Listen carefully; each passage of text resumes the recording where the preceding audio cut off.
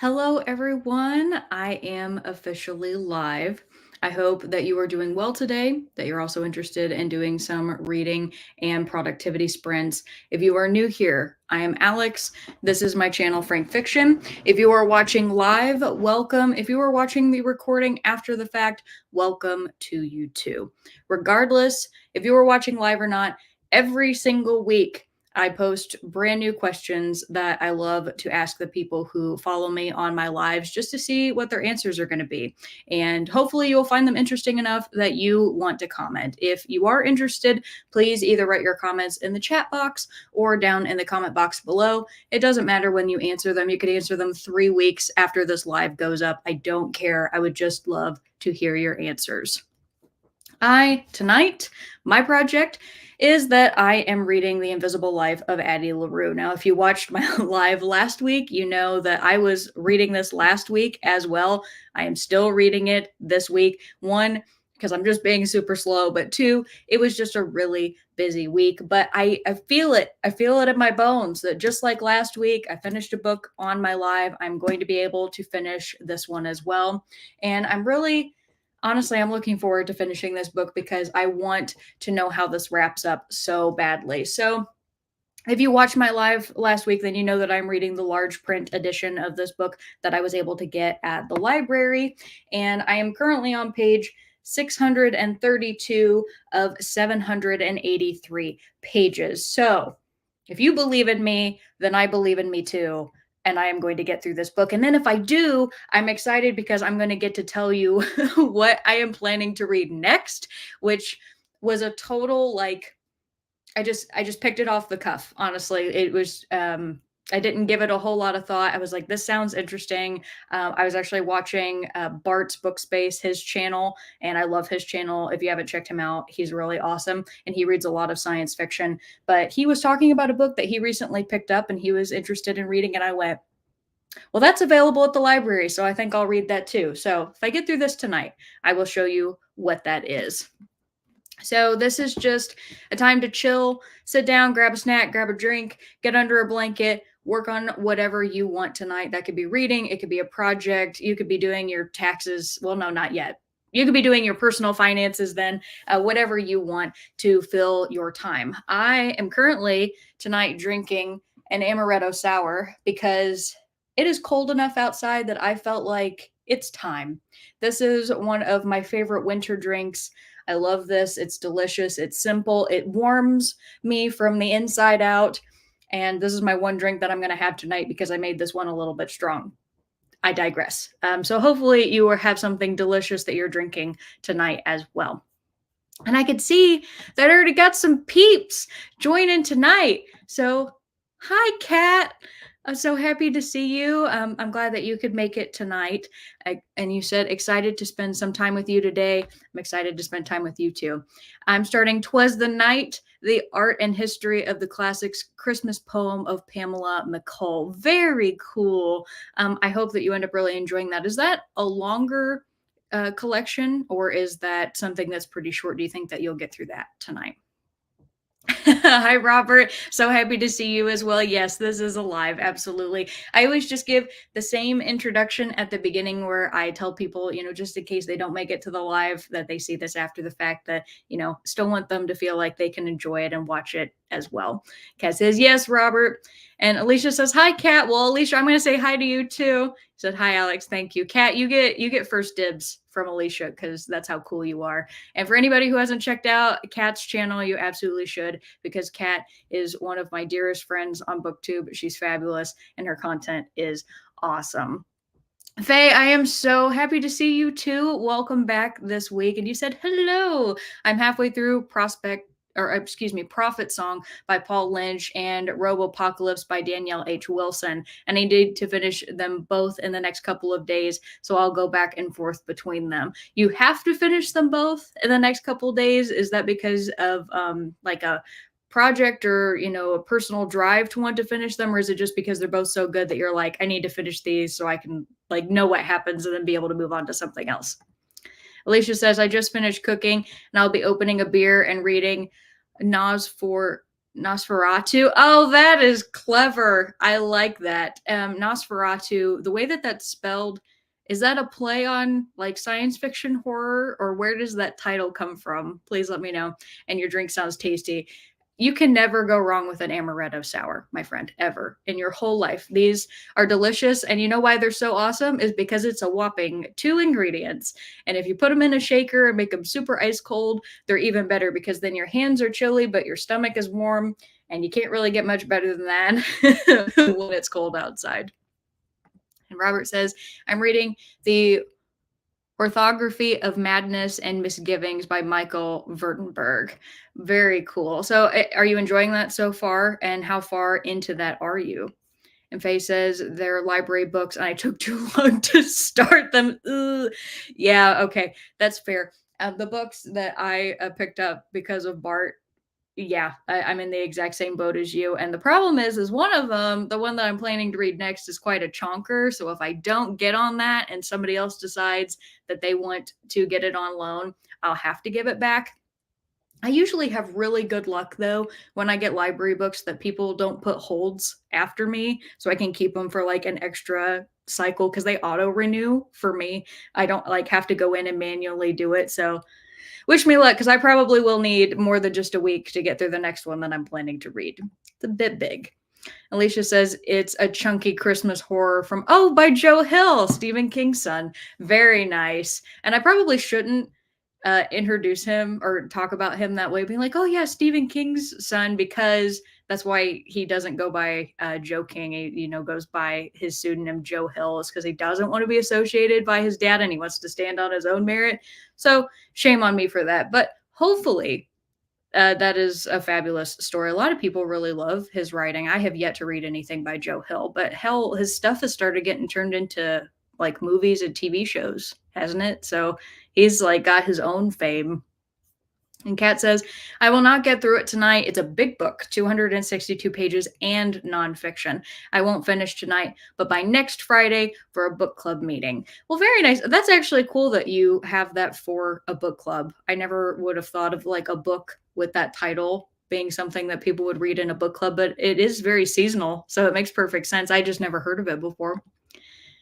Noteworthy Fiction, Nicole. Hi, Nicole. Very happy to see you. You said, hi, just found your channel and looking for a sprint to join while waiting for my flight. Well, welcome to you. Safe travels to you on your flight. Where are you headed? And also, what time zone are you in right now? Are you in the morning or are you in the evening flight? Because if you're leaving now in the evening, sounds like you have a little bit later of a flight. And Kat says, at Alicia, Nosferatu is amazing. And Alicia says, I really like it, Kat. So that's fabulous. And Kat says, hey, Nicole, at Noteworthy Fiction. Alicia says, this is my first full-length novel by him. I'm not disappointed. Well, fabulous. I'm probably going to, hang on. Every time you all tell me about something that you're really enjoying, I always automatically just go on and I add it to my wish list. Even if I can't get it to any time soon, I just like to go ahead and get them on there. That way I won't forget. Oh, dang. Alicia, that has 4.4 stars on Amazon and 4.1 on Goodreads. And on Goodreads, that's out of 125,000 reviews. So yeah, overwhelmingly positive. Awesome. Robert says, Michael has a small channel on YouTube. Home brings up interesting channels like this, Diamonds in the Rough. The book is great so far, short stories. Oh, very cool. Okay, so he's a YouTuber who ended up becoming an author, or was he an author who came on YouTube? Because some people, they start their channels and then they write a book and then they can kind of like pitch it to their audience and be like, yeah, buy my book. A lot of people have actually started doing that, which I respect, once you have your platform. And Nicole says, hi, all. Evening flight to Indianapolis. Very nice. Reading the love songs of Webb Dubois on my Kindle. So I hope that you're enjoying that. Are you very far into it? Or are you kind of like thinking that you're going to finish it on the flight? Or are you just now starting it and it's just kind of something to get you through until you get back home? I'm assuming that you're going home. If you're not going home and you're going to go for like work or visit, then I hope that that ends up being a good trip as well. Hey, Miss Starbuck, happy to see you too. You said hi there. It's a bit busy here, so I wasn't there last time. And unfortunately, I will not join today as well. I really hope I can join next time again because I miss it. Well, I miss you too, but no hard feelings whatsoever. I never think anything about people needing to go and live their life. So I really appreciate you being able to stop by and just saying hi. And I look forward to seeing you on the next one. So thank you. And Kat says, I also really love Heart Shaped Box. That one I have heard of. I have heard of Heart Shaped Box by Joe Hill as well. Hell, I love everything I've read by him. Well, okay. I'm kind of wondering, do you like him more than you like Stephen King, or is it kind of just a different vibe? Altogether, because since I haven't read anything from him, I mean, I know of course that he writes horror, but I don't know what kind of horror, like what kind of voice he has in his writing. Miss Starbucks says, wishing you all a lovely read. Robert says, Michael, musician, first comedian, second writer, third YouTuber now. Well, multi talented, that is for sure. That is for dang sure. Nicole said, just starting the book. It's chunky, therefore, the Kindle for travel, looking to move to the area, so going to check it out. Well, I hope that you find some place that you're really comfortable with. I've spent quite a bit of time in Indiana and around that area, so I'm curious where it is that you would be looking to move to. I know like the north side, like around like Zionsville, Carmel, Fishers, Whitestown, the west side around like Brownsburg, that kind of area. Those are good places to look at. I spent like years ago. I spent a little bit of time in Greenwood, but yeah, hopefully you find some place that is very safe and sound and cozy for you. And best wishes with that. Alicia says, I have Heart Shaped Box on my shelves, so I'm definitely reading that one soon. First, The Terror. Okay, so you got a copy of The Terror. I'm very jealous because I think you heard me on my last live where I was like, I went to the library and I was going to try to get a digital copy of that. They ended up having none available. They didn't have any physical copies, which is how I ended up getting Addie LaRue. But I hope that you end up loving The Terror because I definitely want to read it. And Issa M says, finally able to join live. Well, Issa, welcome to you. Very happy to have you live as well. Kat says, Stephen King is king, but Hill makes a nice prince second in line. Oh, I love that. That's really cool. I love the way you described that. Issa says, it's pretty late here in Scotland, but I'll be joining for a little bit while I have some food. Just back from a book event with M. McKeena's, the author of In Ascension, my favorite book of the year. Well, that's fabulous. That is so cool that you got to go to a book event. Did you get a signed copy? Hopefully you did, that you got like an autograph or something for going. That would be really awesome. And Nicole said, oops, flying into Indianapolis, but actually heading out to Bloomington. Thanks. Oh, okay. Yeah, Bloomington, home of IU. Okay. Yeah, so that makes more sense. Hopefully you end up finding a good place in Bloomington then. Well, everybody, I have 30 minutes up on the clock for our first sprint. So I will go ahead and I will get us started here. And I will see you all in a little bit. So happy reading.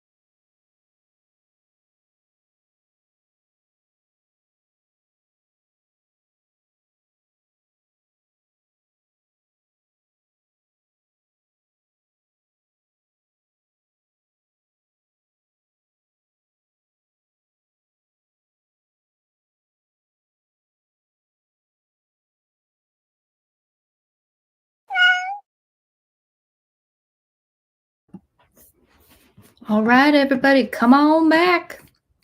You may end up hearing Barker at some point because he has decided to join me in the office, and he likes to paw at the door when he's missing Keaton. And then if I shut the door on him, he then claws to try to get back into me. He just prefers to be able to go in and out at his leisure. So just know that in case you start hearing weird noises on my door. While we were away, I realized that, and he's doing it now. Sorry, 1 second. All right, Bobby, come on.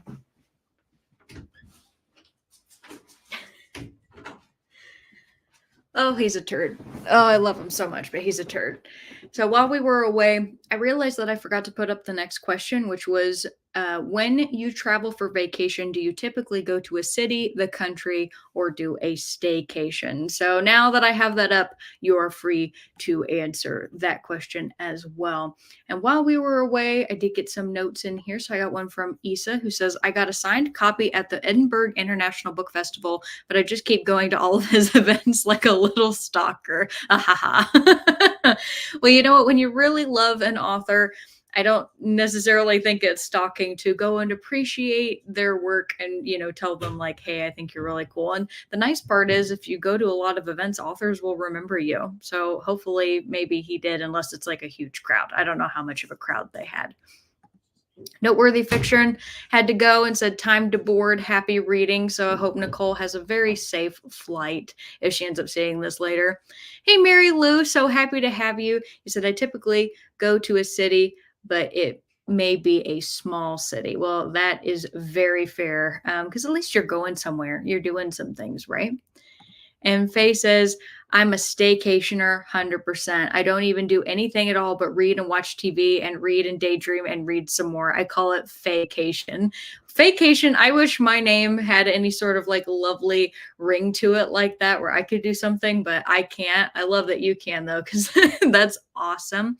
And honestly, I think staycations are so underrated. All of the things that we see on like social media now are people traveling to like exotic countries and going to all these cool places. And yeah, it's really cool to get out and go see things that you haven't seen before sometimes. But other times, you really need to take a break to just rest and do the things that you want to do, because if you're always traveling, you're always doing something, you never rest, because it's either then that you're traveling or you're working.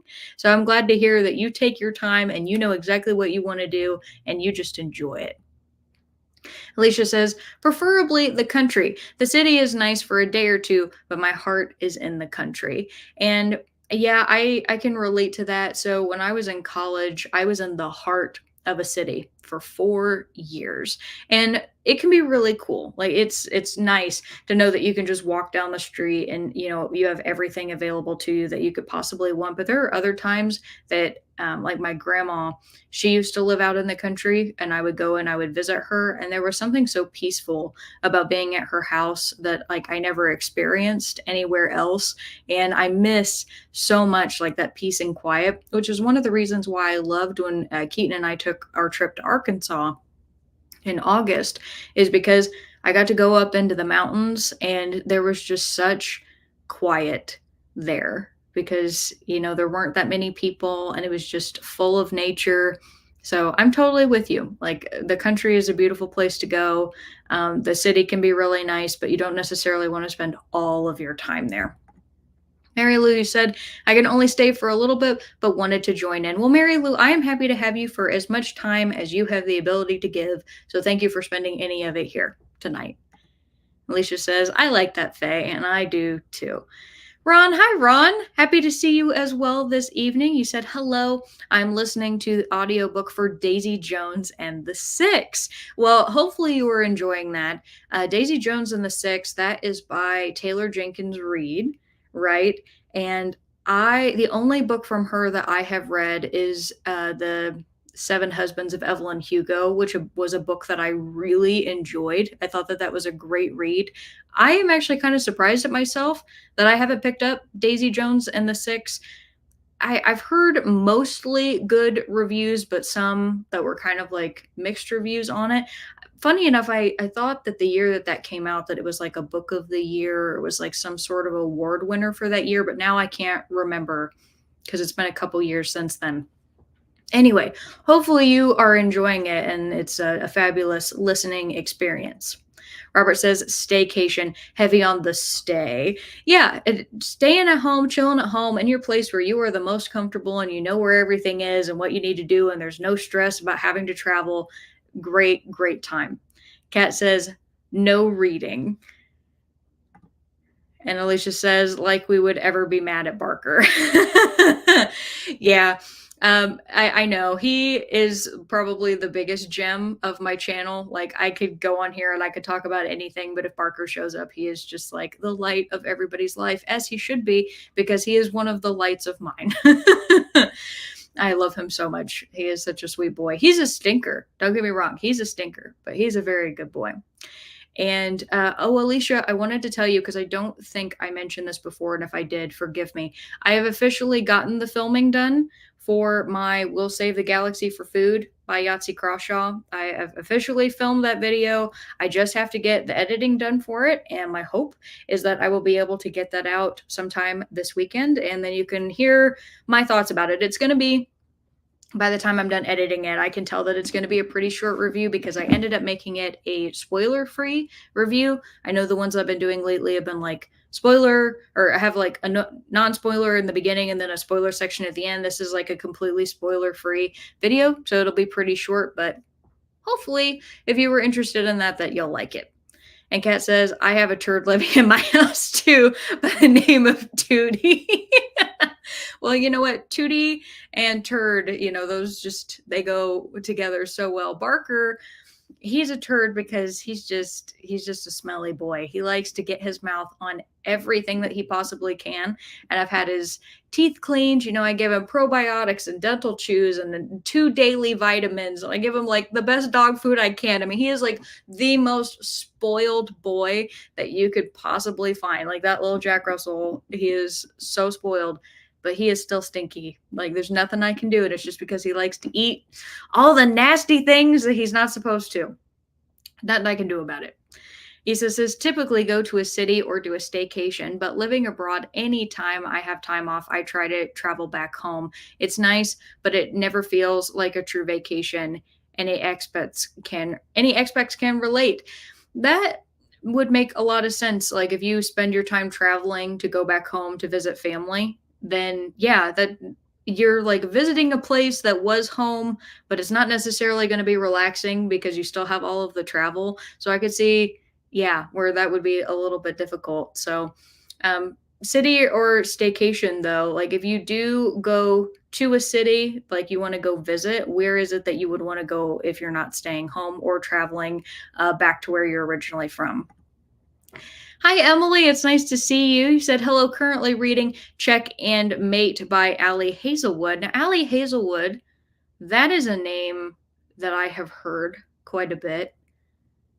It's not by Check and Mate, though. My goodness. No, that's going to bother me. What have I heard? I've heard that name. Give me 1 second. That's been all over BookTube. Oh, okay.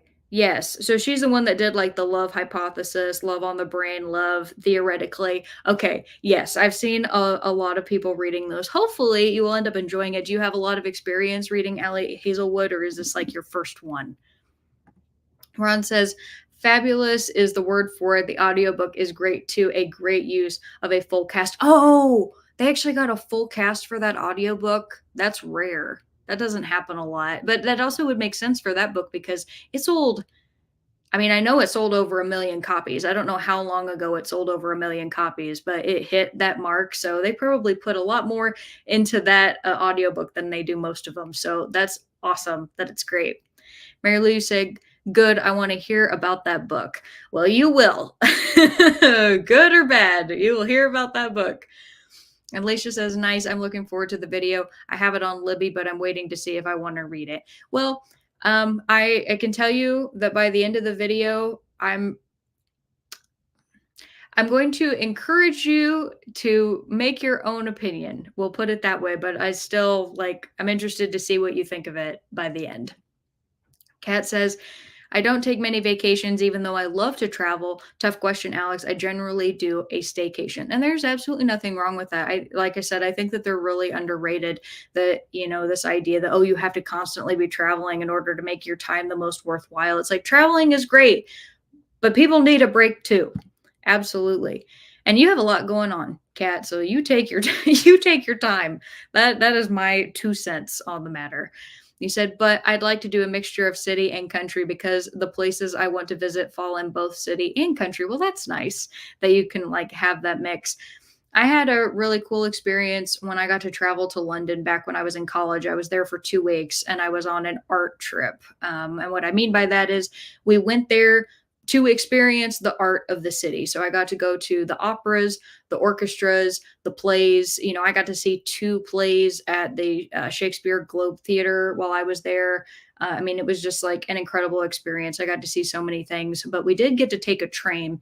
I love trains, like with my whole heart, love trains. I got to take a train like out into this kind of smaller section outside of London where they had this theater where we got to see one of the plays. And it was really cool to be in that city because the fact that you could take a train ride and just all of a sudden you're like in all of this really beautiful land.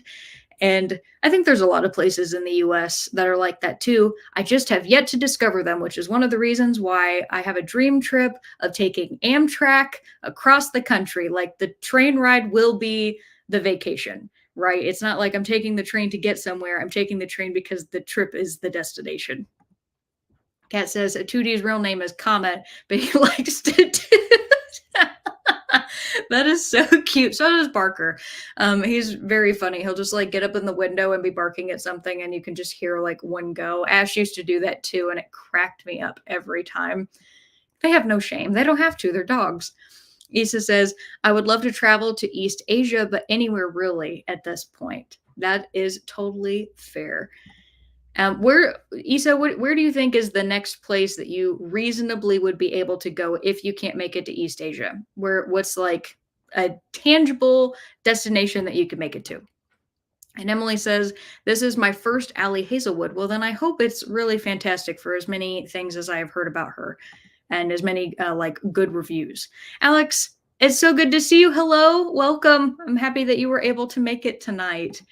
And Issa says, and Iceland. Yeah, Iceland would be a really beautiful place to go. He also said, where do you usually like to go when you travel? For me, when I travel, that is a great question. So I I hate to say that most of my experience traveling in my life was all dictated by my family, right? So when I was a kid, my parents picked where we, or I should say my mom, because I lived with my mom. My mom picked where we went, and my mom loves to go to the beach. So I have spent a lot of time at the ocean, which is a beautiful thing. I love to go to the ocean. I love to see the ocean, but my mom loves to travel to the ocean and kind of just sit on the beach and just chill out for like a week. That is not really as much like my dream vacation. And I think it's because I did it so much when I was a kid that now what I really want to do is I want to start going places that I haven't been before. So Arkansas was really cool because I got to go see the mountains, and I hadn't ever gotten to see like anything other than like a little bit of the Smoky Mountains in the U.S. But like these mountains are different because they're completely covered in trees, and they call them like Hershey Kiss Mountains because of the way that they look. And there's Bubby. There he is again. But I loved them. I thought that they were gorgeous, and it made me realize how much I want to spend time like in those places. So to me, I guess if I had to pick now where I would like to go, I would like to take a train ride through like the northern part of the US where you go around like Montana to Colorado, like place where you can see like a variety of different terrains. And now that I'm an adult and I have my own money and I can do that, I plan to make that a reality. But next year I am taking a trip to Portland, Oregon. There we go. I knew it was in Oregon. I was trying to think because I end up thinking of like Seattle, Washington all the time. But no, it's I'm going to Portland, Oregon next year, and I'm really looking forward to that trip. It's going to be fabulous, and we're flying to get there. And Gaz says, your trip sounds amazing. London is one place I want to visit. Highly recommend that you go there. And if for no other reason, yes, so like there's a ton of history there. So obviously you want to go, but their museums are free. I got to see so many things there that were totally free that you just walk in and there's all of this history. There's all these exhibits, and it's nothing like the US in that regard. Now, everything else there is way more expensive, because of the exchange rate. Like the dollar to British pound, it is not strong at all. Like you're going to lose money when you go over to London, but I would still recommend it. It's like a once in a lifetime trip. And Issa says, hopefully Lisbon next. Now, Lisbon, that sounds awesome. That sounds like a lot of fun. As I said, mostly to see live Rarira. Oh, Lello. Yes, that bookstore. And yes, okay. I am, as soon as you said Lello, I'm like, I know what that bookstore is, because that is the one that people like to travel to after Harry Potter became a big thing, because some people created like an urban myth that J.K. Rowling used to write Harry Potter in that bookstore, and that like she based like the uniforms and everything for the Hogwarts houses from one of the local schools that was there. So you have to, like, in order to get into that store, you have to actually buy a ticket to get in. And then when you get into the store, you can use that ticket against any purchase that you make in the store. But it guarantees them that at least if people show up and they're just there to kind of see the bookstore, that they at least make some money, because it's always like, it's always packed in there. It's like crazy whenever anyone goes. So if you're hoping for like a nice chill experience when you go there, it won't be that, but it would be really cool to see nonetheless. So I hope that you get to go, because that's like fabulous. And Alex says, I've never been much of a traveler. My parents were very big on road trips when I was a kid, so I think that burned me out. Well, we drove from USA, East Coast to West Coast and back. Oh my God. Okay, that's different. You're kind of with me, Alex, where it's like when you're a kid and you go with your parents on trips and you have no say in how anything goes, and they just like pack you up in a car, they put you on a plane, and they just take you somewhere. It can still be like a really interesting trip, but it's not the same as you making a conscious decision that you want to go somewhere. Because I can tell you right now, when Keaton and I decided to go to Arkansas, I was a little bit nervous about the car ride, because we decided that we were going to drive there instead of flying. And I love flying. My dad used to be a pilot, and I inherited like the love of planes from my dad. I even like being in airports. I'm one of those weird people that, like, you put me in an airport and I'm like, I'm ready to go. And so we were going to do a road trip, and I'm like, gosh, I hope that it's not going to be like stressful. I'm not going to feel like it's going to take forever. Not just because like plane rides are faster, but because when I was a kid, my mom decided one year that we were going to load up in a car and drive down to Florida. And from where we were, it was a really, really long trip. You're talking like, I think we were in the car for like 14 hours, and there were actually 2 different years that we did that. Sounds like you had way more driving than me. So I'm just speaking from my personal experience. But when you spend 14 hours in the car with your parent and you're a kid, I hate to say it, it's really not like that much fun, especially when you get bored very easily. But Keaton and I, as adults, like deciding to make that trip and go, it was a totally different experience. I had a ball. Like, I would absolutely do it again. So if you ever decide to travel again and by car, and you decide that you want to go on a road trip, hopefully it would be a more positive experience, because you're deciding to do it, right? And nobody's just dragging you along for the ride. That was a very long monologue, but anyway. Mary Lou says, Utah has a surprising amount of different terrains. I love our trip there to Park City. Now, Utah is a place that I have never been, but you said a variety of terrains. So does Utah have like mountains and then like flatland? Is it kind of just like you just move through and like every part of Utah looks a little bit different? Because I love places in the US that look like that. I think there's a lot of really gorgeous country that we have that people just don't talk about, because like when people think of the US, they think of like the big cities, or they think of, like Denver, Colorado, or like some, place that's really popular like that. There's so many hidden gems in the US. Alex says, and then my father wrote a book about it. So double rib. Oh, dang. Was he writing about taking his family across the country, or was there a reason that you were going in order to make that trip? Because dang. What did you think of your dad's book? Did you read it? And Isa says, I didn't know that. Thanks for sharing. But she definitely did write some of Harry Potter here in Edinburgh. I can definitely see how the city has inspired the books.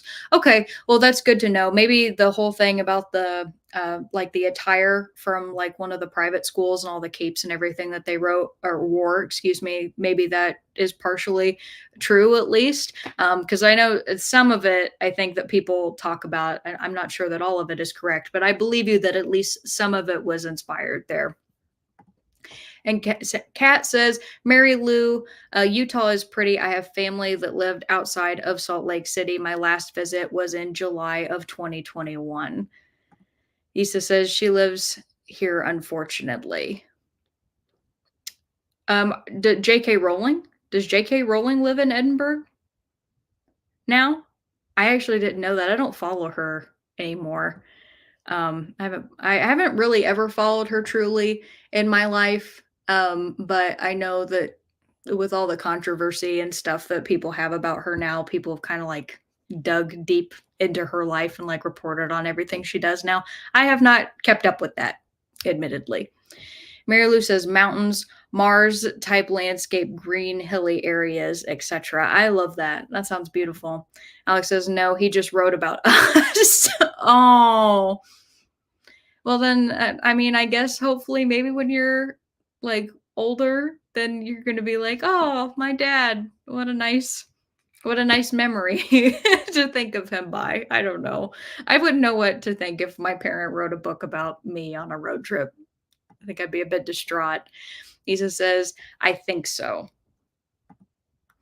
Isa says, yeah, me either, especially not now. Yeah, I don't really want to keep up with any of it. It's just sad. It's sad the way that that has gone because it's been the Harry Potter series has been tainted for so many people. And I'm lucky, I guess, because I was never a super fan of the series to begin with. It was something that I always enjoyed. Like I went to go watch the movies and I own the books and all of that, but I was never that like die hard devoted person where like anything can truly be ruined for me, thankfully.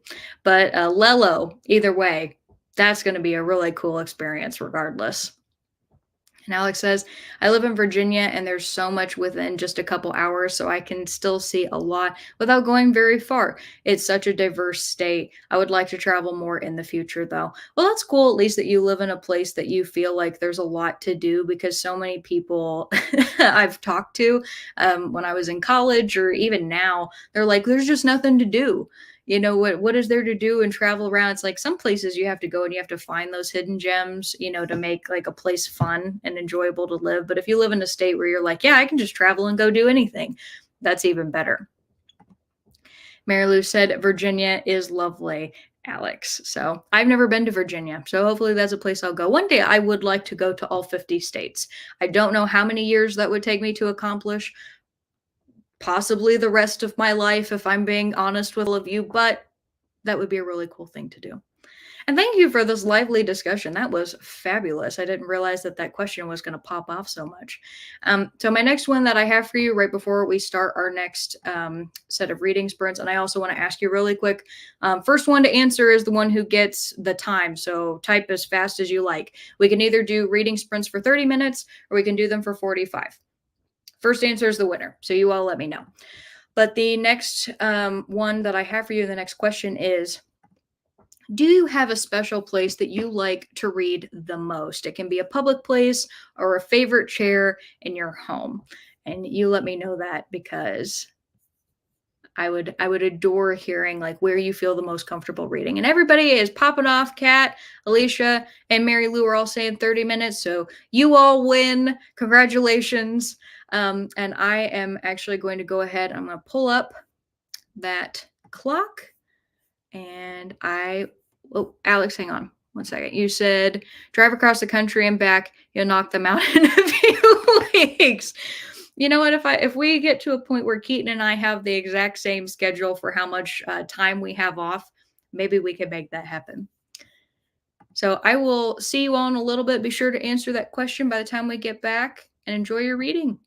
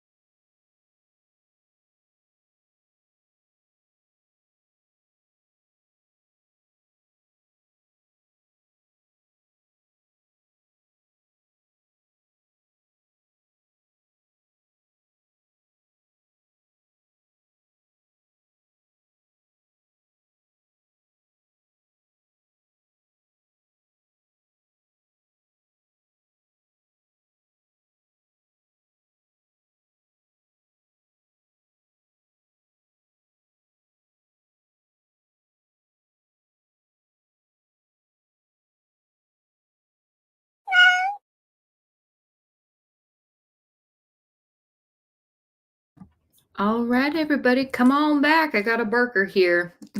So he's going to be joining right in the front of the frame. I know it's, it's what everybody wanted to be able to see more of Bubby. So this is Bubby, just wide eyed and staring at everything because I have chips over here because I was eating McAllister's and he wants my chips. So I have gotten a little bit farther in The Invisible Life of Addie LaRue. I am currently on page 668, and the tension in at the end of this book is just killing me. Okay, it's absolutely killing me, and I mean that in a good way. I appreciate that V.E. Schwab is taking her time with this story because I was a little bit worried it was going to be one of those that just kind of rushed into everything that we didn't get this time to build the 300 years of life that Addie has lived and bouncing back and forth between her past and her present. But no, she is doing an excellent job of building the atmosphere, and this honestly was a great recommendation, and I have to know how it ends. I will be reading this tonight until the end, regardless if I finish it on the sprints, which I think I will. I will be reading this until the end. And so while we were away, I asked you all, do you have a special place that you like to read the most? It can be a public place or a favorite chair in your home. And Mary Lou said on my sofa or in bed. So perfectly like a comfy place to be able to, I'm guessing, lay down and kind of sit up to read. Alicia says my couch with dog snuggles or my Papa San chair. What is a Papa San chair? Wait, I want to see if I can pull this up. Papa San.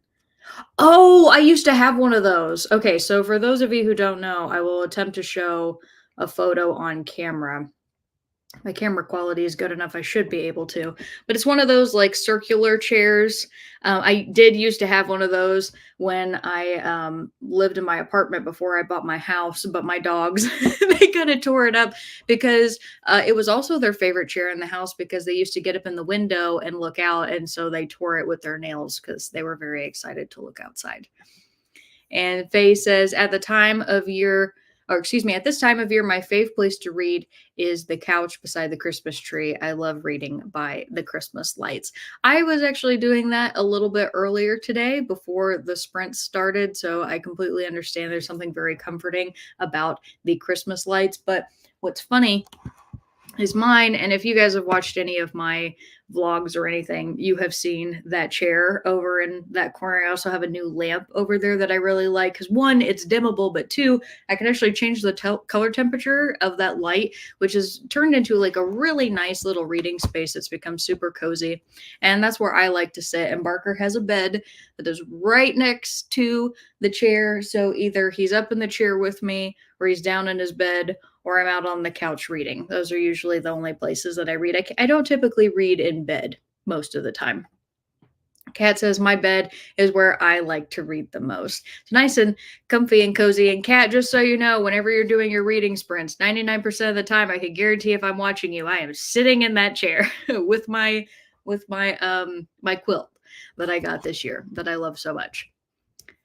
And Mary Lou said, okay, pizza's here and I need to go. Have a great evening, everyone. So I'm sure she's long gone. And Kat was saying, bye, Mary Lou. Also, just because you all have seen this question, I actually had like several more questions that I have come up with for this evening. And I'm sure I'll do like more, like in terms of just doing one in between each sprint. But I wanted to go ahead and give you all another one just because the conversations have been so good in between sprints. And my next one that I have for you is, if you had to choose one language you would like to be able to read in natively so that you didn't require a translation, what language would that be? Kind of an odd question, I know, but I'm curious what your answer would be.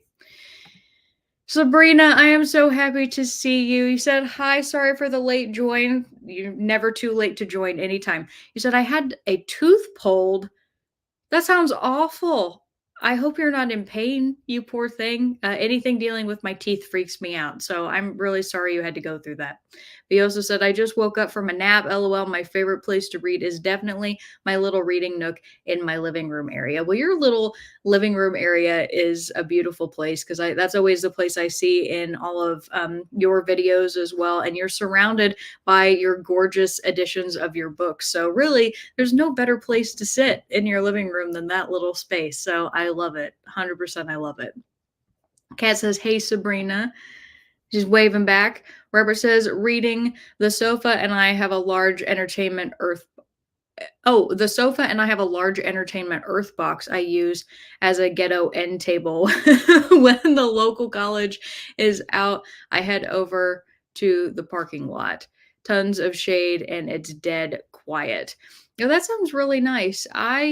If I'm reading out in public, the two places that I would go is either going to the library or going to a coffee shop. The coffee shop is nice because the ambiance is usually such that if there's background noise, then it's not discernible. Like you can't pick it out. Like people are either talking or they're playing like some sort of jazz. So I don't like pick out things and my brain try to focus on them other than reading. And the library is always just really quiet. So I'm curious, Robert, are you one of those people that you have to have absolute silence to be able to read? Like you can't have like voices or like a TV show or anything on the background because I can't handle a TV show or like lyrical music, but I can have like jazz or lo-fi or something on in the background. And Isa said, always on the couch or in bed, but I wish I had a reading chair. Isa, do you just not have space for one? Because sometimes that's the case. You just don't have space to be able to have a dedicated reading chair, but the couch is always super comfortable. And in bed, of course, though, if I were to read in bed, I would be in danger of falling asleep. Gesundheit?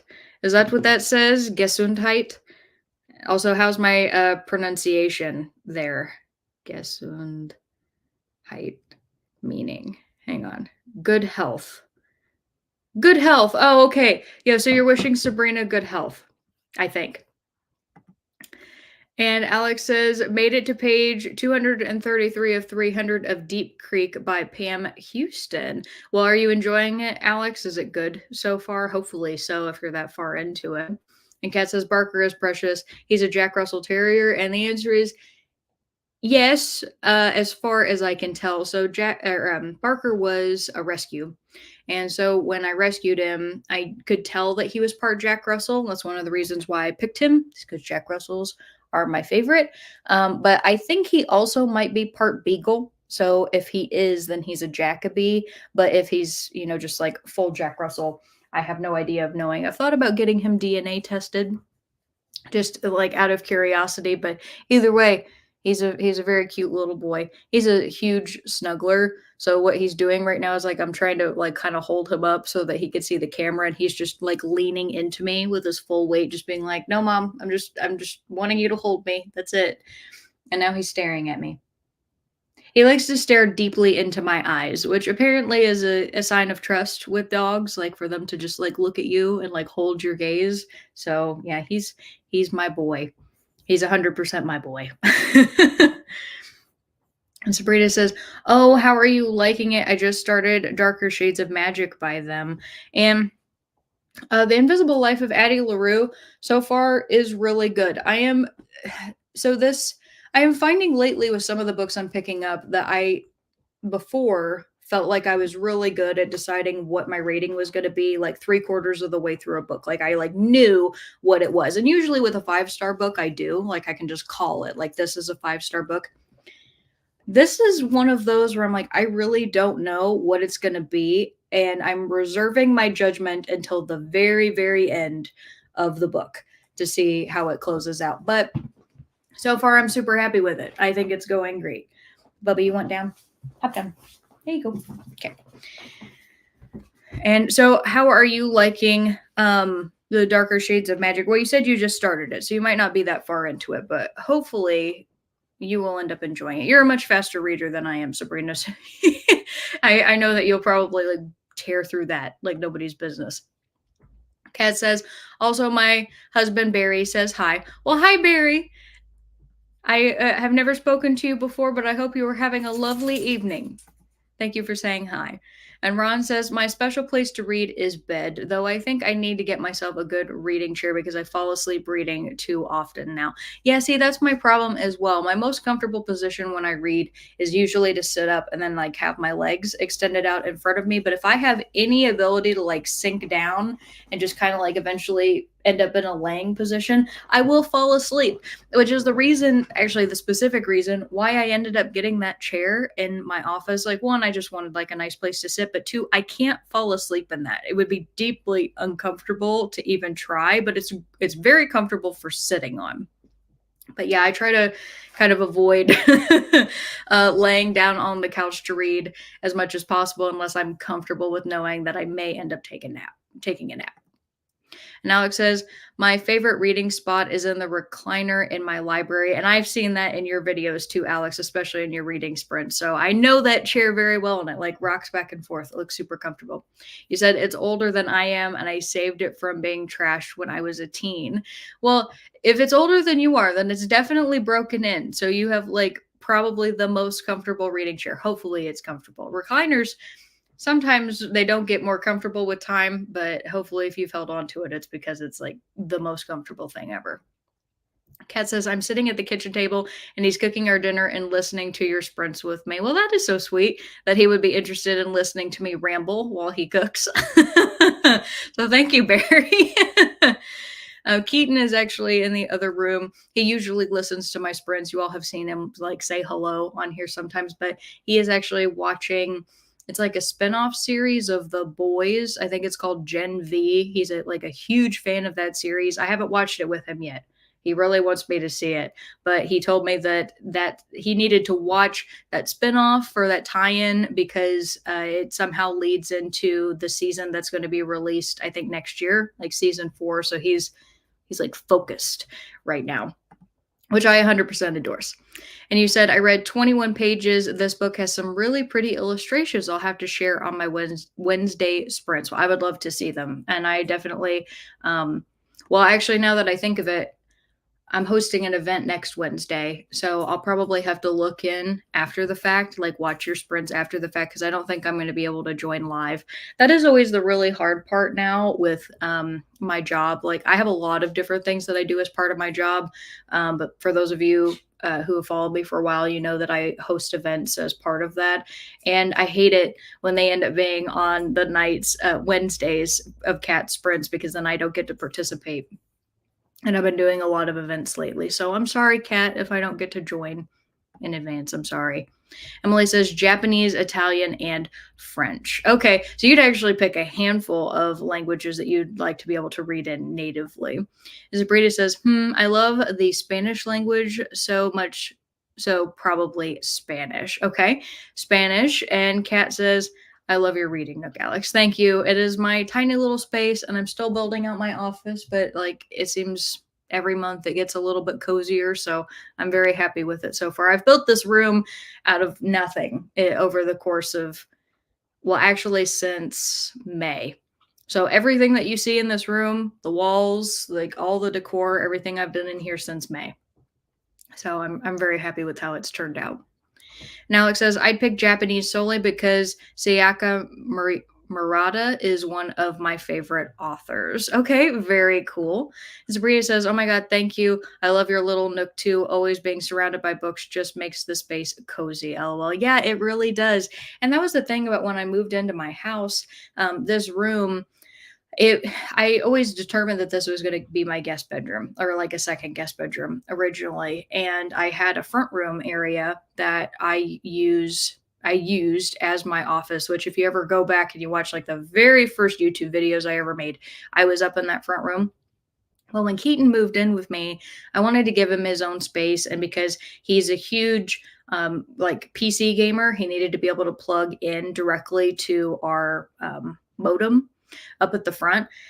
And so he couldn't do that being in this room. And so I told him, I was like, well, you can have the front room and I'll move into this room. And I went crazy. I was like, okay, I'm going to make this room cozy because right now it's nothing. I painted it and everything. Like I painted it white, but it was like this really dingy gray color before. And the color made me super sad.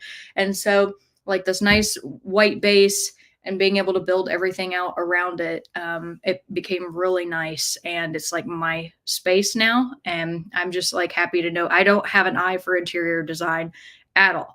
I will be the first to tell you that I don't know interior design, but I do the best that I can. And I'm very happy with, with the way that this has turned out so far. And, all of my books originally were out in my dining room because that's where I put all of my bookshelves so that I could see them. I wanted to be able to just see my books at all times. And then I started, as I got shelves in here, my floating shelves on the one behind me, that I started moving some of them over. So now I have multiple places in my house that have books. Eventually, probably my entire house is going to be full of them because that's just the way that I want my life. I want my house and like every place that I go to be surrounded by books. Zaria says, thanks, Robert, for the good health well wishes. And Emily says, and German. I totally can understand that. There's so many like languages that if you didn't have to read translations, that they would take on a totally different meaning. Like even Greek, you know, if you could read like the original Greek of things, like how differently it would feel. Or Latin. Oh God, if I could read Latin, I don't know. I don't know what I would do. He says very small spaces in Europe for the most part compared to the US, especially when you're renting. I have wondered about that because some places in Europe, I know they call them like flats, right? That you like will purchase a flat and it's like in the complex of a building, but it's kind of almost, I don't want to say the size of a house, but it's like a really nice, larger apartment. I find the living like the housing situation between Europe and the US to be very fascinating because even when I stayed in London for those 2 weeks, we actually were residents at a college. The college like swapped with us and they let us come stay at their school. And their school was so much nicer in terms of their rooms, their facilities. I mean, even their showers, like everything that they had was nicer than ours. And so I guess that, yeah, if the spaces are smaller, but maybe the amenities are better. I have no idea. I guess that would depend on where you go, right? I'm not going to speak generally, but I can just speak from my experience when I was in London. Those places were way nicer than my college dorm in the US. And Sabrina says, I had a Jack Russell growing up and he was my best friend. So I love seeing Barker in your videos. Yeah, I also, the reason I love Jack Russell so much is because of Bella. I actually I'm looking at the photo of her up top. But before I got Barker and Ash, Bella was the only pet, my only pet of any kind, like my dog that I had ever had. And she lived to be 15 and a half. So I got her when I was 7 years old for Christmas. One year, she was like the best. She was my greatest joy, my greatest gift that I ever got. And I had her until she passed away from congestive heart failure. And then I ended up finding those yahoos and adopting them. And so Barker, he's still pretty young. He's 4 right now. So I want him to also be able to live a long life, especially after Ash ended up passing away so young from cancer. I look at him and I'm like, I have to make sure he lives a long life. You know, I know that sometimes things happen and you can't control that, but I'm determined. Like it's the reason why he gets like vitamins and probiotics and all this good food is because like you're gonna live a long life, Bubby. I'm determined. And Alex says, yes, Deep Creek is a 5-star favorite, maybe the best thing I have read this year. Well, that is fantastic. And I'm so happy that you are reading that right now during this sprint and tonight. Like that is awesome. So happy to hear it. Robert says, my daughter and I read at the coffee shop, but it's mostly a short story book at home, Spotify, Lo-Fi, or atmospheric YouTube channels. Okay. So it sounds like we're in a very similar boat, Robert. And Sabrina says, I'm about 100 pages and I'm having such a fun time with it so far. Fabulous. Well, I can tell you, based off of how I'm liking The Invisible Life of Addie LaRue, that I could definitely see myself picking up her series. You all know I'm not a huge series person. If I can help it, I usually prefer standalone novels, but I would be willing to venture it. I would be willing to give it a try because of just how impressed I am with this so far. So, hope for me that it holds out until the end. I want to believe that it will. I believe that it will. Anissa says, I would love to learn a language with a different writing system. I have only studied the main Romance languages and English, so I would like to learn something different. Obsessed with languages. Well, I can guarantee you know a lot more than me, Issa. So when I was in high school, I took 3 years of German. And unfortunately, I've lost most of that because I didn't practice. And when you don't practice languages, you lose them. And then when I was in college, I had this very interesting French experience. So I ended up taking French.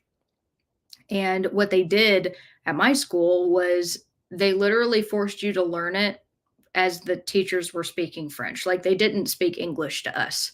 We had to learn it as if we were dropped in the country and people were talking to us, and we kind of just had to figure it out. It was the most stressful experience I think I've ever had. But I also discovered that if somebody ever dropped me in another country, I would eventually be able to get by.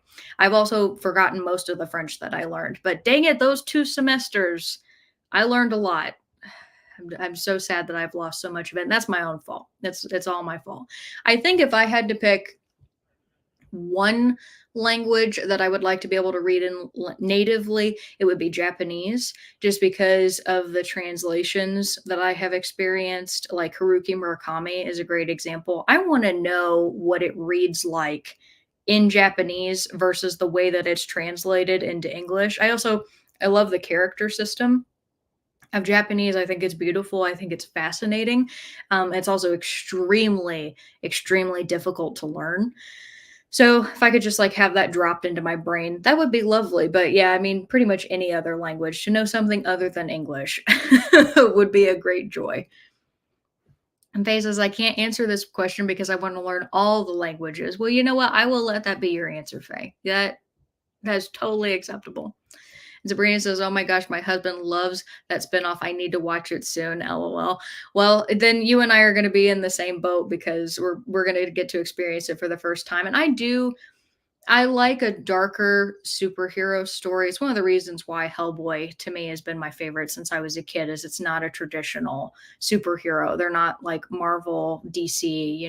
It's like Dark Horse is something its own. It's its own thing, right? And the way that he described the boys to me, it gives the same vibe almost as the Watchmen, which I'm a big, big fan of that movie. Like I own like the uber ultra cut version because they had like 3 different versions of that movie that you could get with all the different extra bits. I got the one that has everything. Love, love, love that movie. And so, when he kind of told me how dark it is and the things that they say in that show, I was like, I'm probably going to like this a lot, I think. And Alex says, I love The Boys. Haven't seen the spinoff yet. Oops. Well, hey, you still got time because season 4 hasn't come out yet. So then you'll have some context, I guess, for what happens in season 4. Kat says, French would be my first choice. French is one of those romance languages that you hear it and it's like, it is literally like, ooh la la. Like, it's so pretty. But I will say German, even though I learned a little bit of French and a little bit of German is always going to have a special place in my heart because my family is German. Now, like, nobody in my family spoke it, but like, the food that we would eat, like the taste that we have, even kind of like the look of like the people in my family is very German. And when I was taking German back in high school, it felt like I was kind of getting in touch with my roots a little bit. And now it's part of the reason why I have so much shame about the fact that I lost that. It's like, man, like that was part of my history and I don't know it anymore. And Faye says, French is so hard. It can be. Yeah, absolutely. But surprisingly rewarding because even when you're reading in English, authors throw bits and pieces of French in everywhere. That is absolutely true, particularly if you read Agatha Christie. Agatha Christie, you could tell she was proud of the French that she knew because she put it in everywhere that she could. I mean, Hercule Poirot is like a perfect example of that, even just like him as a character. Yeah, I totally agree with you. French is just kind of just like sprinkled in all sorts of places. And Kat says, I took French in high school and college. I wish I would have kept up with it. Andrew brought me back a copy of The Little Prince from France when he studied abroad. Oh, that's so cool. There is a place, oh, Hang on, before I tell you, I have to fact check myself. There's a bookstore. I know that it's called Cook and Book. Okay, it's Cook and Book. I think it might be in French. They speak French there. I don't know that it's in France. Let me look really quick. Cook and Book. You just saying that. Oh, excuse me. Is it Belgium? Oh, no, Brussels. Brussels.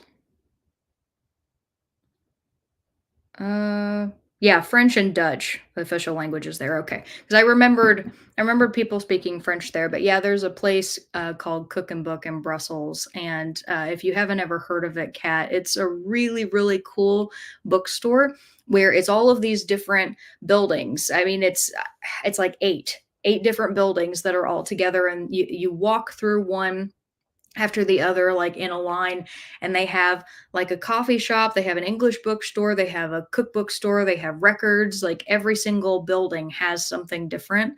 And so you saying that made me think of that place, because I think it might be there or someplace close by where on the outside they actually have a giant copy of The Little Prince, like that book, standing vertically on the outside. It just reminded me of that. But yeah, that's really cool. And hey, that's actually a really great way to learn a language, is to read in like young, like children's books in another language, because then you learn kind of like the simpler form of the language and move up from there. That was always the way they taught us. Like if you can learn to speak at an elementary level, like you can get by. And Sabrina said, I read her Villain's Duology first, and I just adored the writing so much. Well, awesome. I love that. I remember you talking about that and saying that you really enjoyed it. Alicia said, German was my first thought because it's my heritage and I just think it's fun. It is really fun to listen to German. I also think it's gorgeous. It's not a romance language, but I think German is very beautiful in its own way. And Sabrina says, "Oh my gosh, no way. My dad's side is German and him and my grandma speak it all the time." Well, yeah, I wish my family did, because if my family spoke anything other than English, I can guarantee you they would have taught me. But it was actually like the language speaking part was lost with my great grandparents. My great grandparents were able to speak it, and then they refused to teach it to my grandma. And then because she didn't learn it, it wasn't passed down to any of the rest of us, unfortunately. They wanted to be able to speak in a language that the children couldn't understand. Isn't that something? So, yeah, no, I think that's really cool that your dad's side of the family speaks that. It's fabulous. Lisa says, "Oh, I'm sorry you had a bad experience with French. I also have a love hate relationship with French. I studied it almost as long as I studied English, and I can read and understand just fine, but not the best speaker, unfortunately." It's really interesting you bring that up, Isa, because I think it's fascinating how much easier it is to read in another language. Maybe not if like there's other characters, like maybe not Japanese, for example, but like French or German, or Spanish. It's easier to learn to read in another language than it is to learn to speak it, because I could actually probably still, even now, read some things in German, but I couldn't speak the language if I wanted to. So yeah, that's a really great point. Faye says same, Isa. And Kat says, I agree, Alex. I just finished The Murder on the Links. Lots of French sprinkled throughout because of Poirot. He's cool. I like Poirot. I love that you read French books, Faye. And Faye says, my French tutor talks to me in French and I talk to her in English, or our conversations would take forever. I'm hopeless. You're not hopeless. It's good because you can hear it and you can understand what she's saying. Even if you don't reply in French, you're proving that you get what she's talking about. So you got to give yourself credit there. That's half the battle. And Kat says, Andrew also bought me a German picture book by Eric Carle from Germany, and my friend Roxanne brought me back a copy of Pinocchio picture book from Italy. Well, that is so cool that you just are like collecting books literally from around the world that were printed in those places. I absolutely love that. Also, hopefully Barry isn't or irritated or like bored by listening to me drone on and on. I don't know if he's ever listened to me on these before. Apologize to him, please, if he's hating it. And Faith says, nice, Kat. So thank you all. That was really great. I'm going to do the same thing that I did last time. You have the option of telling me how long you want the sprint to be. It could be 30 or 45 minutes. First person to answer is the winner. I'm going to go ahead also and put up the next question that you can answer during the next sprint. And this one is going to be, do you have a favorite author? If so, what's the one book you would recommend by them? And you can name a couple authors if you need to, because picking one can be really, really hard. Oh, and Isa says, I think it's mostly because I could practice English a lot more. I'm sure if I moved to a French speaking country, I could pick it back up and be more fluent. But yeah, French is hard. And I absolutely agree. So if you moved there, it would be a totally different thing because you'd be forced to, right? At that point, just to be able to get by, you'd be able to do it. And Alex is the winner. Alex got 45 minutes. So I'm going to change that just a second. 45. Set. Okay, beautiful. Barry said, you have a great voice and doesn't mind at all. Well, he's a sweetheart. So thank you to him.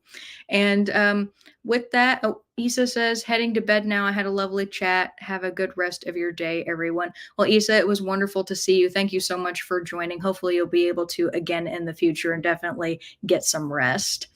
So for everybody else, I got 45 minutes up on the clock.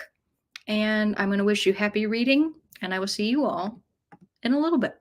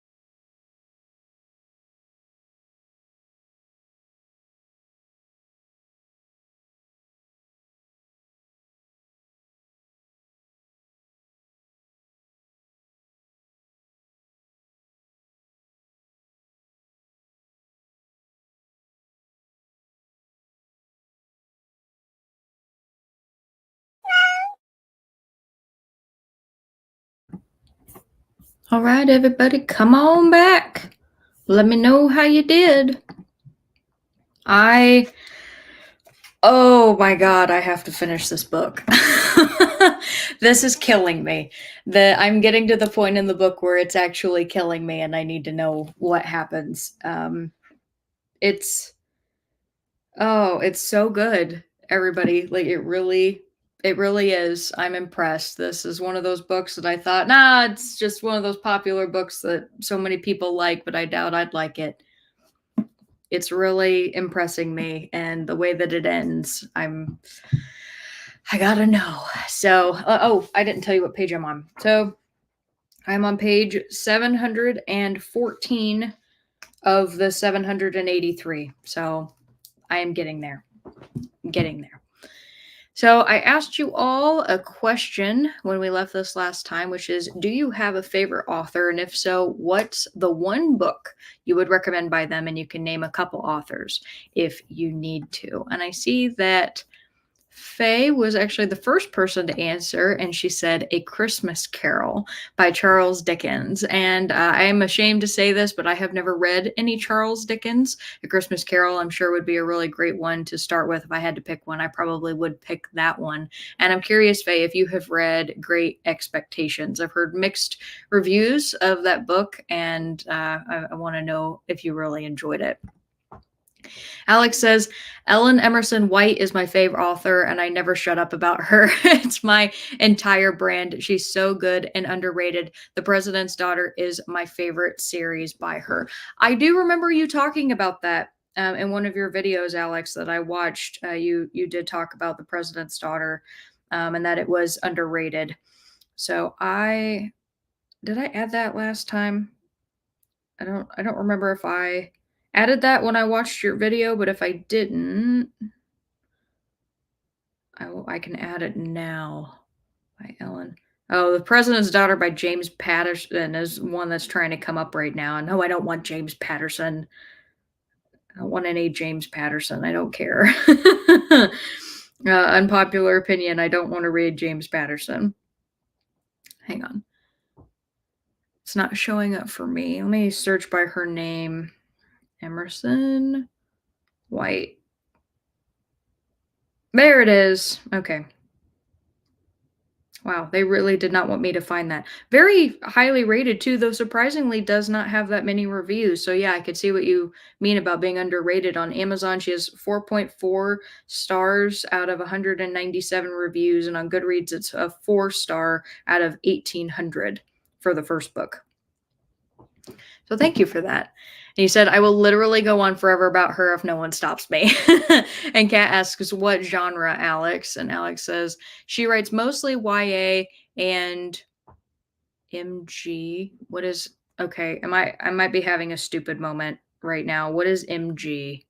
Oh, middle grade. Gosh. Okay, good. Brain came back for a second. Awesome.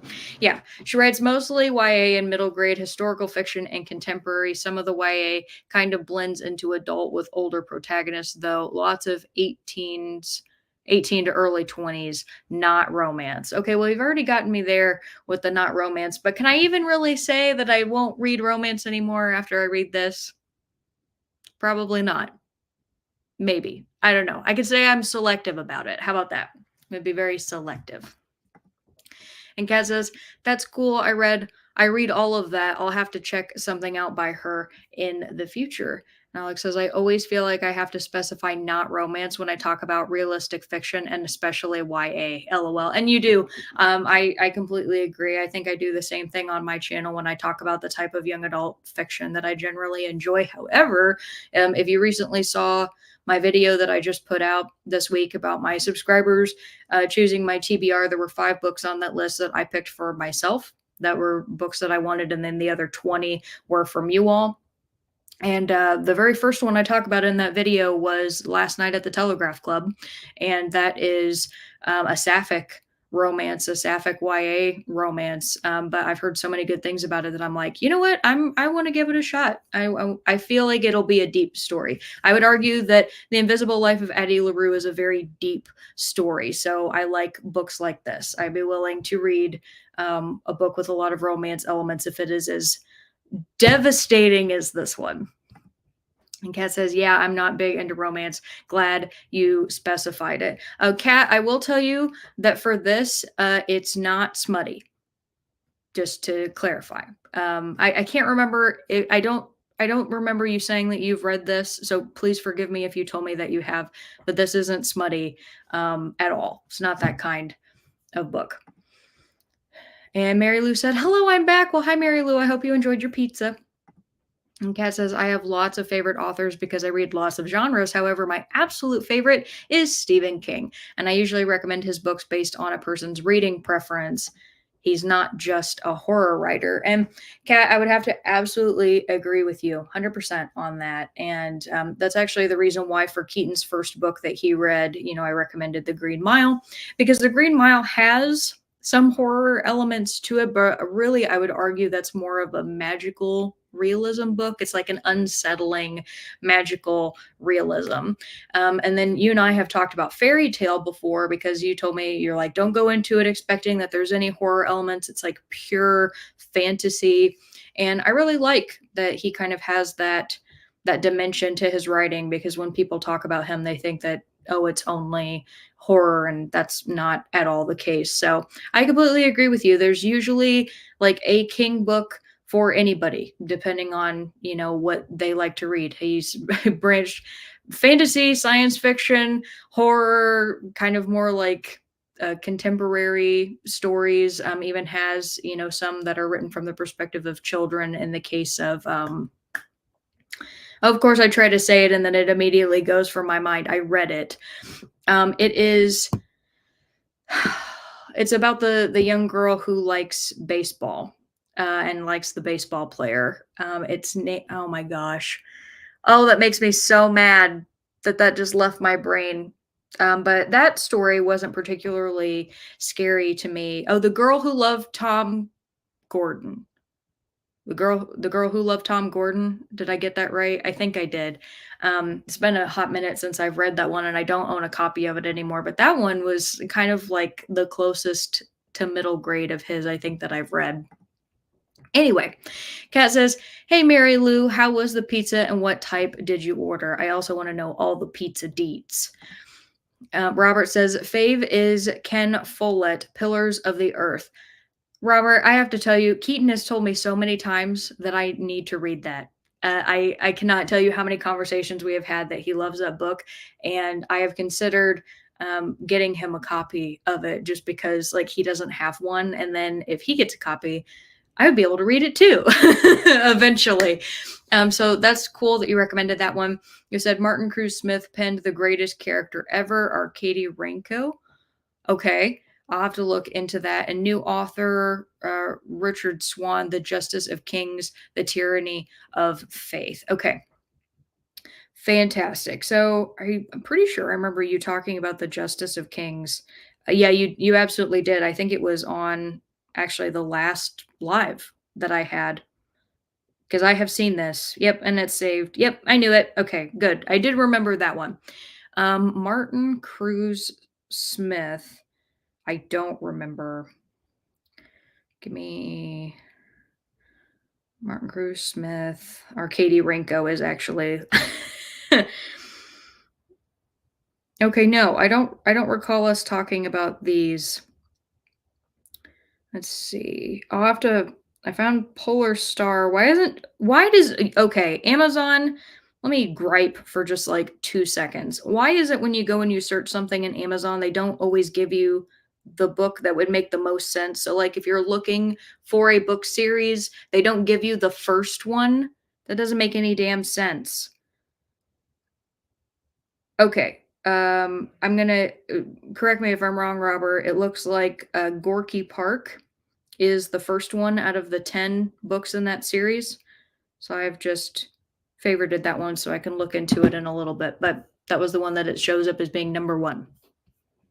And Faye says, wow, so far I've read 40 pages of Prophet Song and 25 pages of Robopocalypse. So go Faye, you're kicking butt tonight. That's fabulous. And Alicia says, my favorite author is Joe Abercrombie. I don't feel like I can recommend just one book by him because it's a series I fell in love with.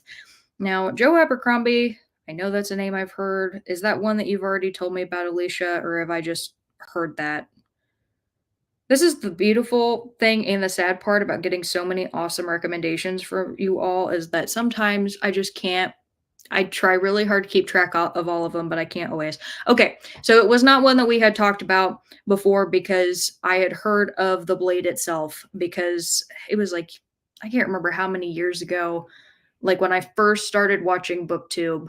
I think it was Daniel Green, because he has a fantasy channel, was talking about how much he loved The Blade itself.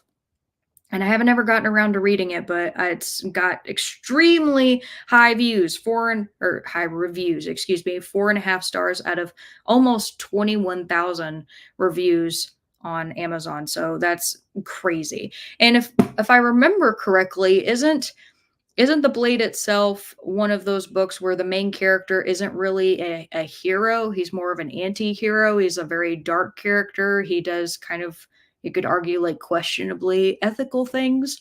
I feel like that's what I remember being told about it, but correct me if I'm wrong. Alicia says, I also love George R. R. Martin. I do know we've talked about that. And Donald Ray Pollock, The Devil All the Time. Okay, that one I don't remember us talking about. The Devil All the Time book. No, we didn't talk about that. Nope. Okay. Oh, and it looks like they turned it into a Netflix film, Alicia, from, one of our previous talks talking about them turning into adaptations. Is that one that you actually plan on watching? Or are you like, nah, the book was good enough. I don't need to see that. And Faye says, I love reading a book that I want to hug like you just hugged Addie LaRue. I hug all, like, any book that I truly, truly enjoy. Usually when I end up finishing with them, I really kind of do just go like, oh, like I have a moment. And those are usually the books that end up getting like a very special place on my shelf. I'm actually sad that I'm going to be giving this back. And I saw a really beautiful edition of this that wasn't that expensive on Amazon that had like the spray painted edges. So maybe one day, wistfully, I'm going to put it out into the void right now. I might own a beautiful copy of this book, but the ending, still have to get there. I have to know that I want to, like, reread this one day. And Alex says 271 of 300. Well, you're absolutely going to finish that tonight, Alex. 100%. Mary Lou said, I loved Addie LaRue. Glad you're enjoying it. I am. And I'm glad that all of you recommended it because I'd been hearing about it for so long, but I wouldn't have picked it up without your encouragement. And Alicia says, Robert, I've really wanted to read The Justice of Kings. Mary Lou says, Donna Andrews, Murder with Peacocks. Okay. Murder with Peacocks. Yeah, I know, Mary Lou, that you said that you really love to read mystery because that was the only award-winning like genre that you like ever pay attention to who the award winners are. I remember things. I try to anyway. Sometimes I try to remember things. Okay, Murder with Peacocks. Oh my goodness, that is a long series. Book 1 of 35 of the Meg Langslow mysteries. Okay, very cool. So these are kind of, yeah, these are like those really cool mass market paperbacks that I love to see in bookstores that have all of I find them to be very charming covers, like this one with the peacock feather that has the face in it, like I just, I love that. That's so fun. And Faye said, I read Great Expectations several times, hated it the first time, but I've liked it a little more each other time. So now I tolerably like it. See, that was the thing that I heard from one of my friends, Cody, is we were in a Barnes & Noble one time and we were just walking around and chatting because like I love to just wander around bookstores with people. And he looked at me and openly told me that Great Expectations was the worst thing that he's ever read. And he couldn't finish it. And he told me never to pick it up. So I have it because he hated it so much. Doesn't mean that I won't read it one day. I don't feel very encouraged to do so. And you're honestly, even you saying that how much you love Charles Dickens, you being like, I tolerably like it, but I hated it the first time, doesn't fill me with the warm and fuzzies to make me think that I'll like it. Robert says, Alicia, It's magnificent. And for Robert to say it's magnificent is also something special. I know that. Kat says the only Dickens I've read is A Christmas Carol, and it's wonderful. Well, then, if I'm going to read a Charles Dickens, then I will read A Christmas Carol. And even Mary Lou says A Christmas Carol is my favorite Dickens. I reread it every Christmas. That is awesome. I don't think it's very long either, right? Isn't it more of like a novella size? Kat says, "Oh, good. The Invisible Life is a book on my radar." Yeah, I, Kat, you and me in romance, we're in the same boat. The Girl Who Loved Tom Gordon. Okay, good. I'm glad I did end up eventually remembering that. Thank you. And Mary Lou said I had a Philly cheesesteak pizza, and you just made everybody on this call who isn't a vegetarian just sick with envy because that sounds delicious. I love a good cheesesteak. Kat says, it's been a while since I've read it. I have a pop up copy of it along with a traditional hardcover. I love that they made a pop up edition. You said, well, I did not read during last sprints. I ate my baked potato with shrimp and took a shower. I'm glad that you took some time to relax and to eat. I have never had a baked potato with shrimp, so that is a new one. Was it like seasoned Cajun shrimp? Because that sounds really good. And Robert said, yes, Gordy Park. Polar Star is better. Okay, thank you. I will keep that in mind. Alicia says the Blade itself is a very character driven story, which are my favorite kind. I always prefer character driven over plot driven. Again, great. It's definitely grimdark. That was the term he used. Thank you. With unlikable characters. Yes. Okay, so they just so happen to be my favorite characters of all time, though. Well, you're another person who's recommending that. So you're putting it back on my radar because I had heard about it so many years ago that I was like, okay, it's been a while. I'm like moving on to things I've heard about more recently, but you're like piquing it again on my interest again. That I might want to pick that up sooner rather than later. He also said, I have watched the movie and I do like it. I like the book more, of course, but I did enjoy the movie. I love Sebastian Stan and Bill Skarsgård. Well, good. I'm glad that they at least did it justice because you know how I feel about movie adaptations. Oh, my Keaton came on. He says, Tale of Two Cities is that for me. I've tried twice after buying it back in high school.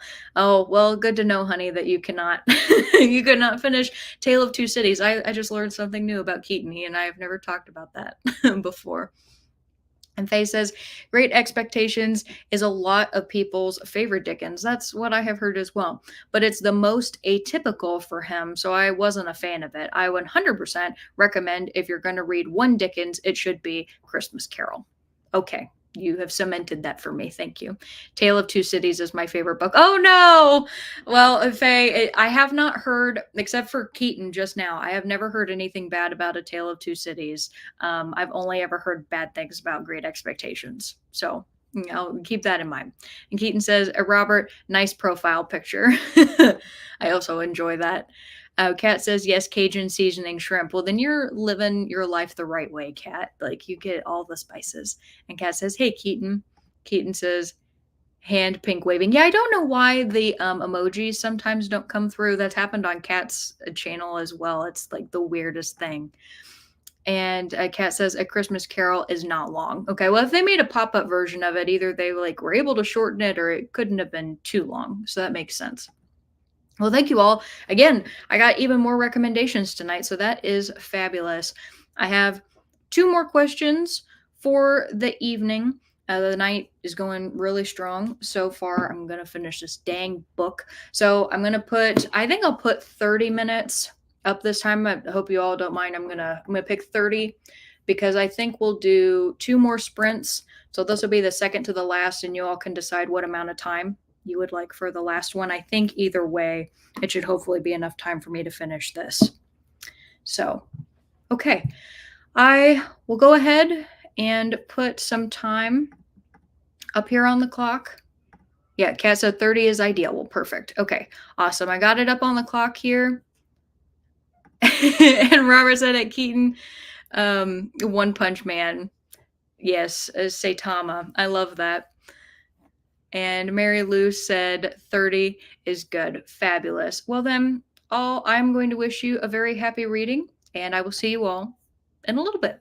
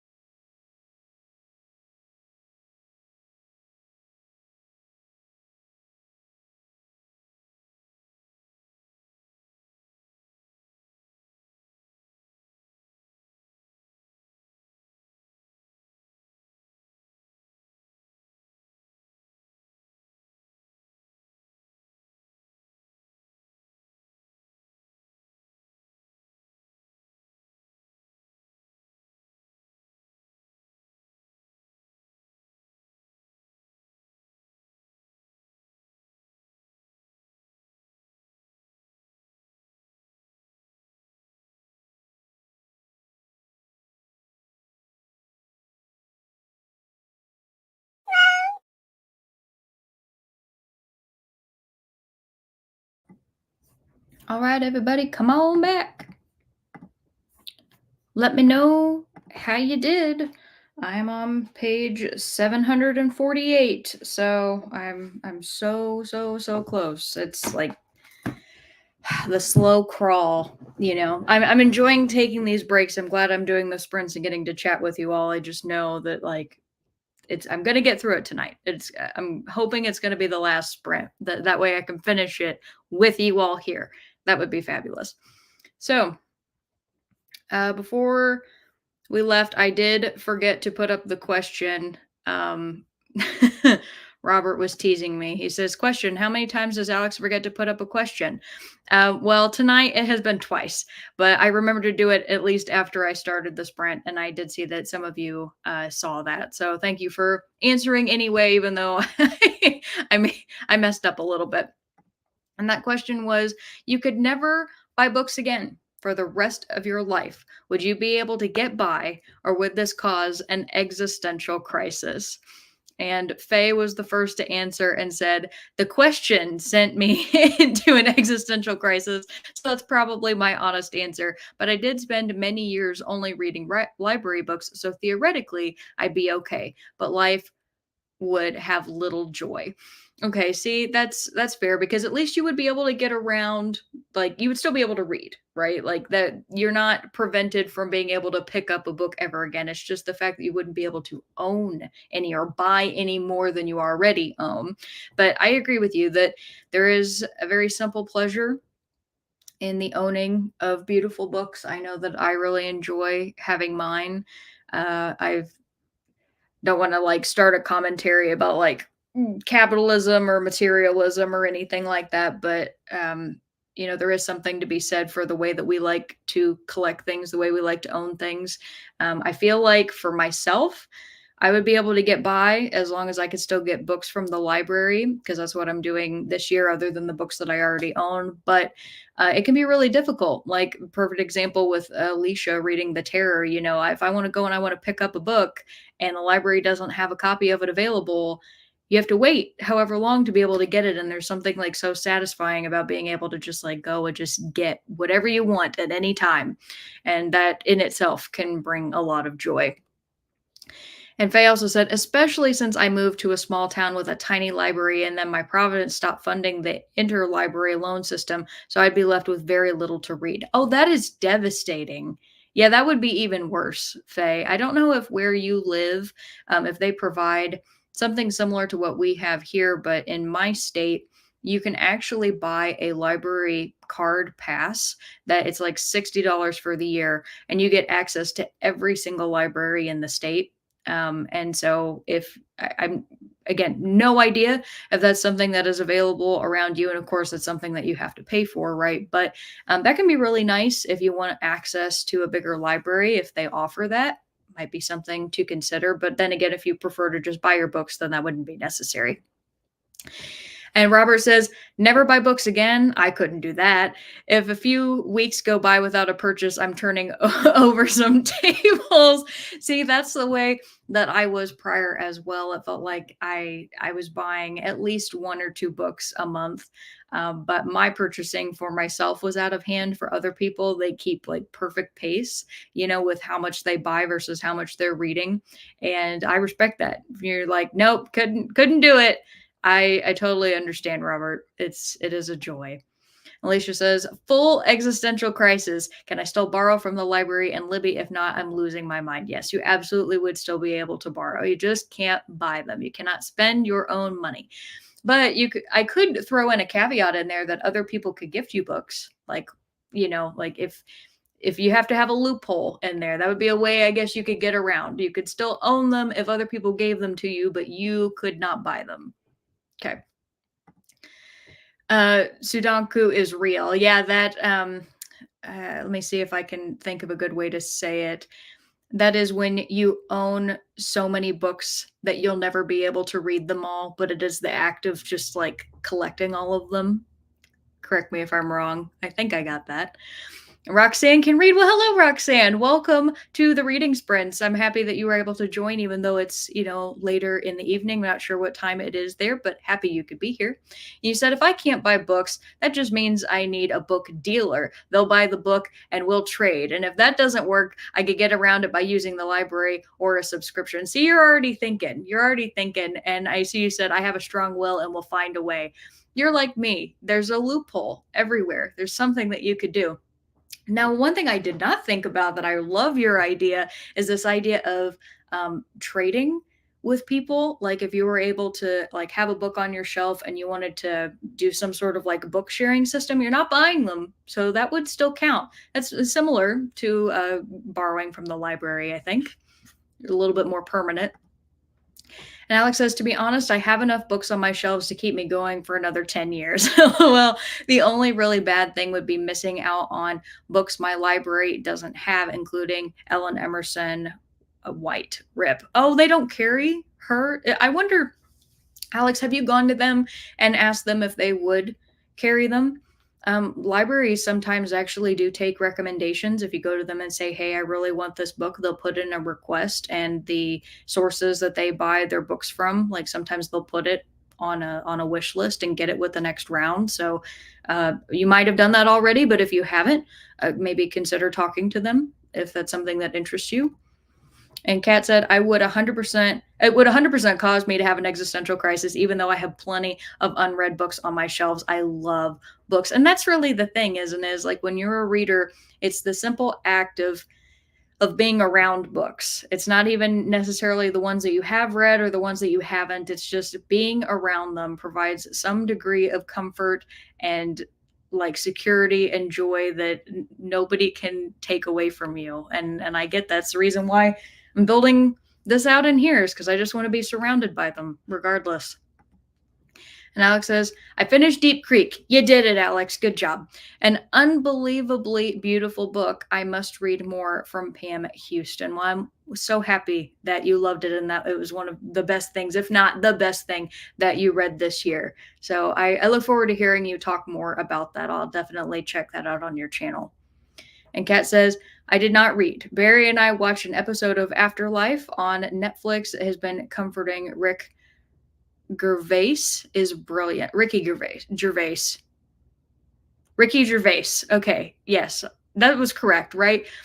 Sometimes I don't see like the names of famous people written out ever. And so when I go to try to pronounce them, I'm like, that's not right. And then I remember Ricky Gervais. Okay. Yes. Got it. Hi, Pip. Very happy to see you as well. I'm also glad that you could be here. Said, haha, I own less than 50 books. I heavily rely on the library. I only buy a book if I absolutely love it. Okay, so you're a type of person that when you adore a book, you love a book, that's really the only time that you want to be surrounded by it, maybe. That way you can look upon your books and know that all of them are ones that you love. And I respect that. I think that's awesome. I know some people have kind of a more minimalist take on, well, sometimes like their whole lifestyle is a little bit more minimalist, but some readers like it, her channel used to be Read with Cindy, and now it's just with Cindy. She became very, very famous on BookTube, especially for her videos about like how she doesn't buy books, she doesn't own books. She really only ever borrows, and she talks about like how much money she saves, and she kind of talks also about like the culture of BookTube and people like always buying new hardback editions and the Illumicrate editions and all that. I found her video on that very fascinating. That came out years ago now, but I still think her take on that is very interesting. And so I love your take, Pip. I think that's great.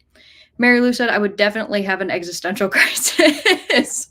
And Faye said, we can pay for access to about 6 other libraries, but they're all small too. Well, that's just a dang shame. I am so sorry. That stinks that like not everybody has the same resources and access to the same things. I think everybody should be able to have access to as many books as they want. I feel like that's your right. That is your absolute right to be able to educate yourself and have entertainment. Pip says, Faye, I moved to a small town and they have a terrible library. I have to drive almost an hour to my old library just to read. Dang, Pip, that is also some dedication to like drive all the way to the library, but hopefully you're able to get it like a bunch of books at one time and take them with you so that you're not having to make a bunch of trips. Though if anybody ever put a hold on one, I guess that would be a real pain because then you'd have to return it. And Faye says, I feel your pain, Pip. Robert says, the book that wouldn't burn book by Mark Lawrence. The library purchased it when I mentioned it. Oh, okay. The book that wouldn't burn. Is that extra book supposed to be in there? One second. Let me make sure I'm reading that correctly. The book that wouldn't burn. Yeah, okay. The book that wouldn't burn by Mark Lawrence. Okay, so it's part of a duology right now. It's called the Library Trilogy.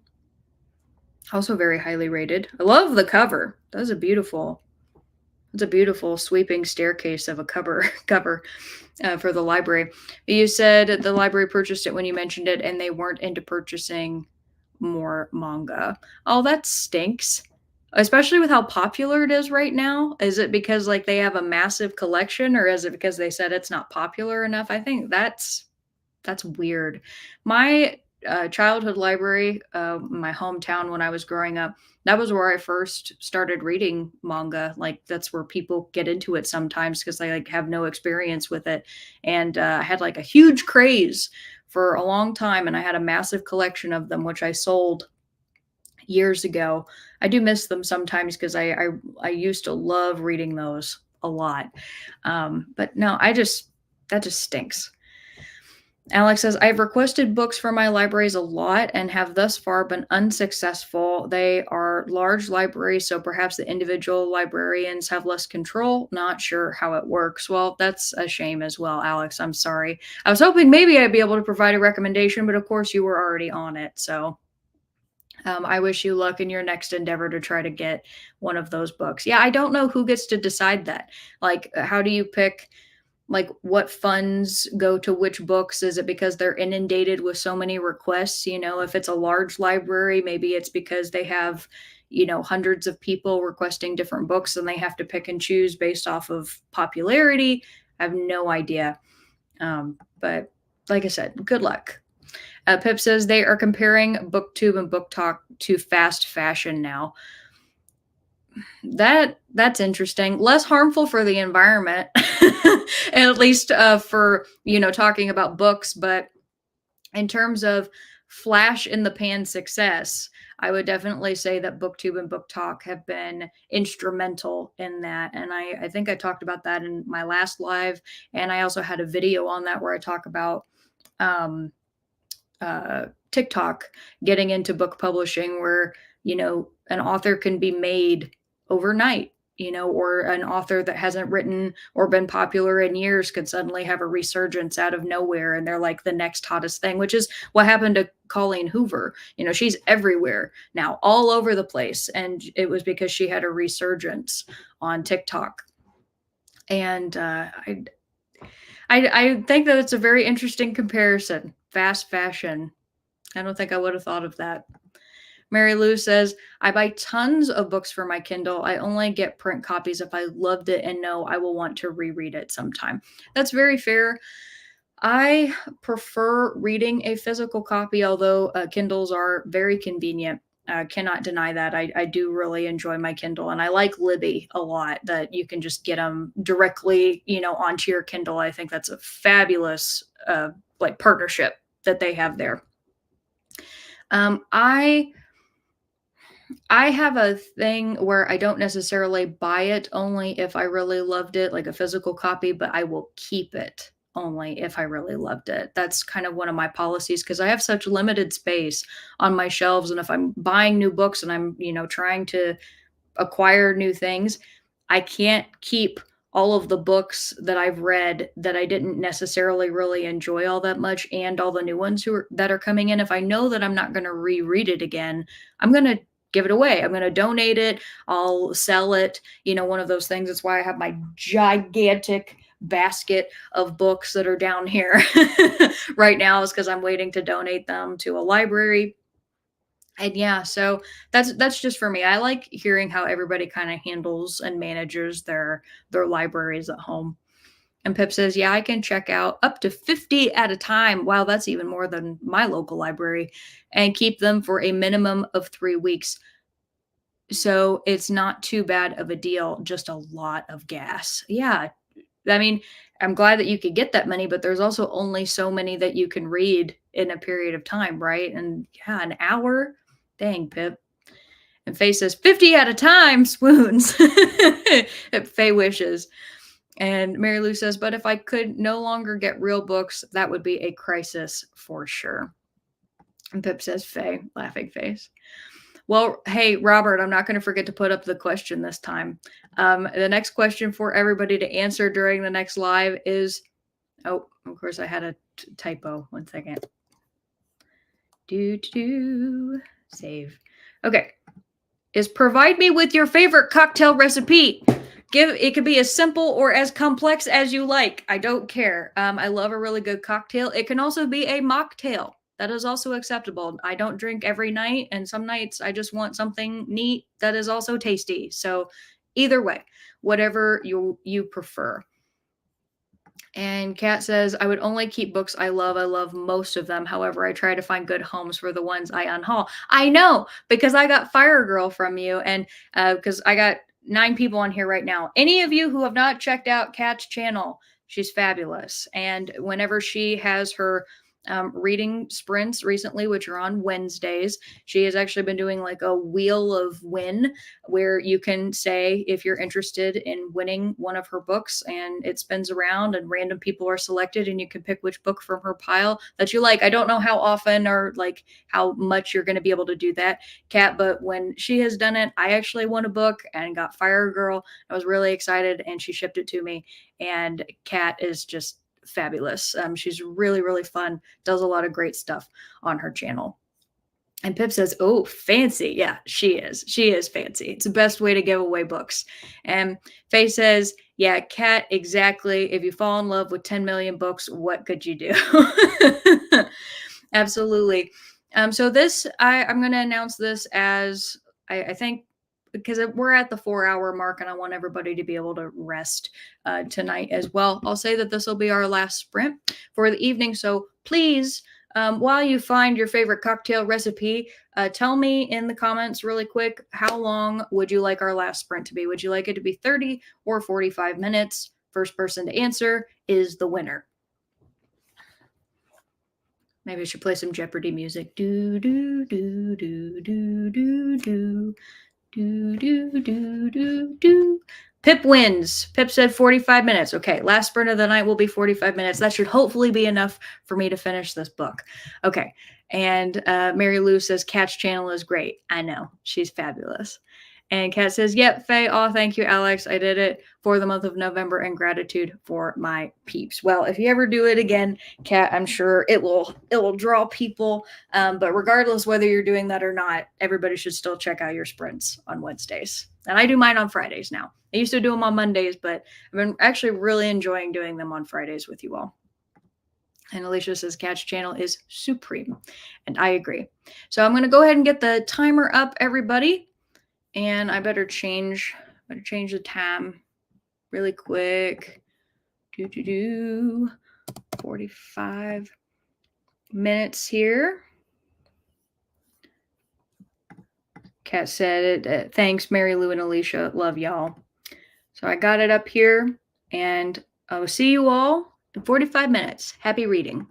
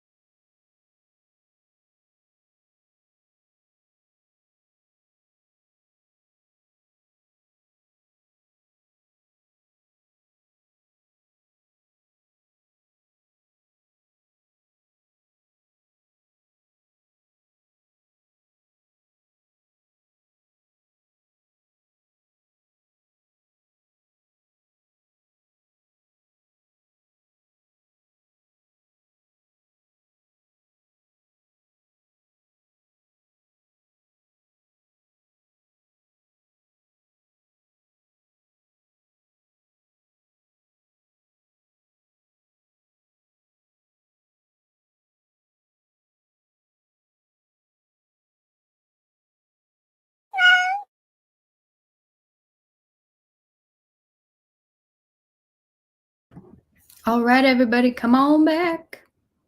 How did your last sprint, at least here, your last sprint of the evening go? I finished it. And I understand why everybody was talking about this book. I am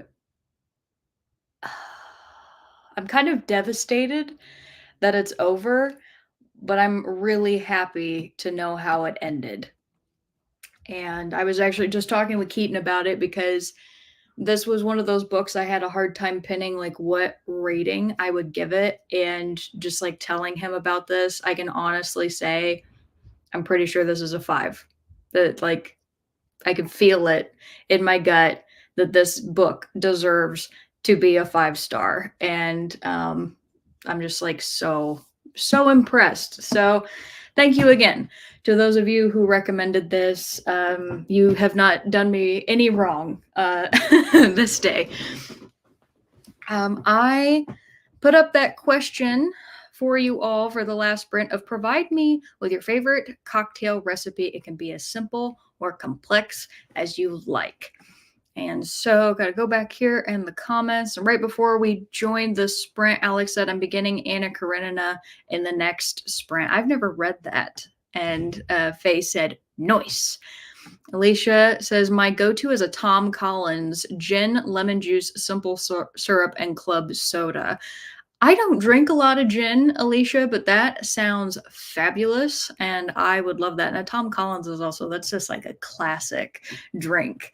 So thank you. I do have some gin actually in my freezer. My mom hilariously gave me this big bottle of it one year. Didn't ask for it. She's like, I just bought you this gin.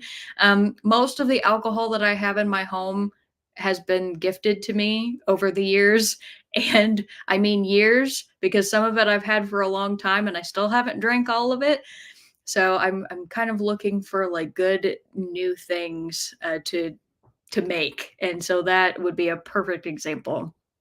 And Pip said, I found a lovely ribbon that matched the blue of the Mistborn cover to be used as a bookmark and opened the book to start reading. After what seemed like a good chunk of time, I checked what page I was on. Wow, 16. I read 16 pages, feeling super proud of myself.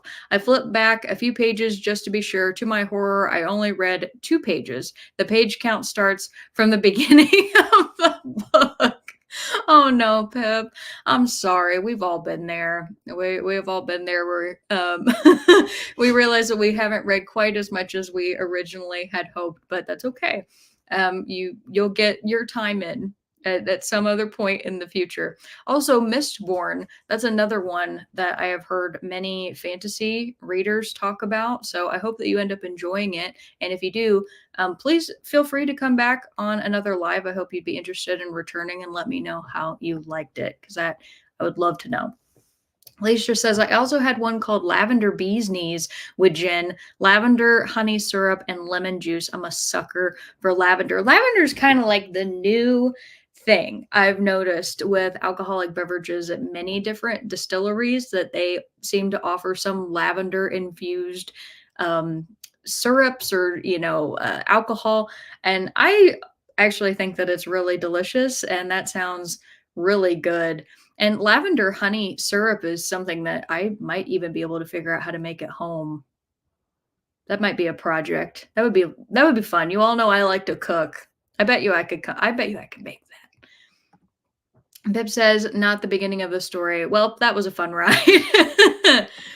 And Pip says, hopefully this isn't telling for the rest of the book. No, it probably won't be. I tend to find that the very beginnings of books, it takes me a while to get into them.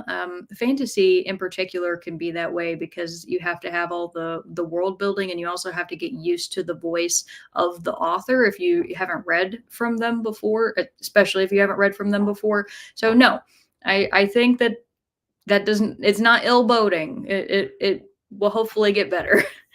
Robert says, I take a can of Cutwater, 13% alcohol, 355 milliliters from the fridge, remove a glass from the freezer, pour contents of can into the glass.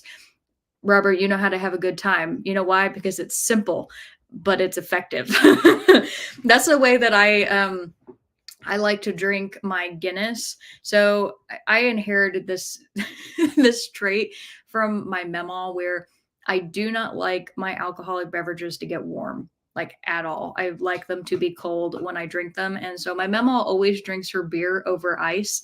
And so it might be sacrilegious, but I do in fact drink my Guinness over ice, and I will never apologize for it because it's extra cold and it's very delicious. And I've never had Cutwater, so I'm going to have to look up what exactly that is.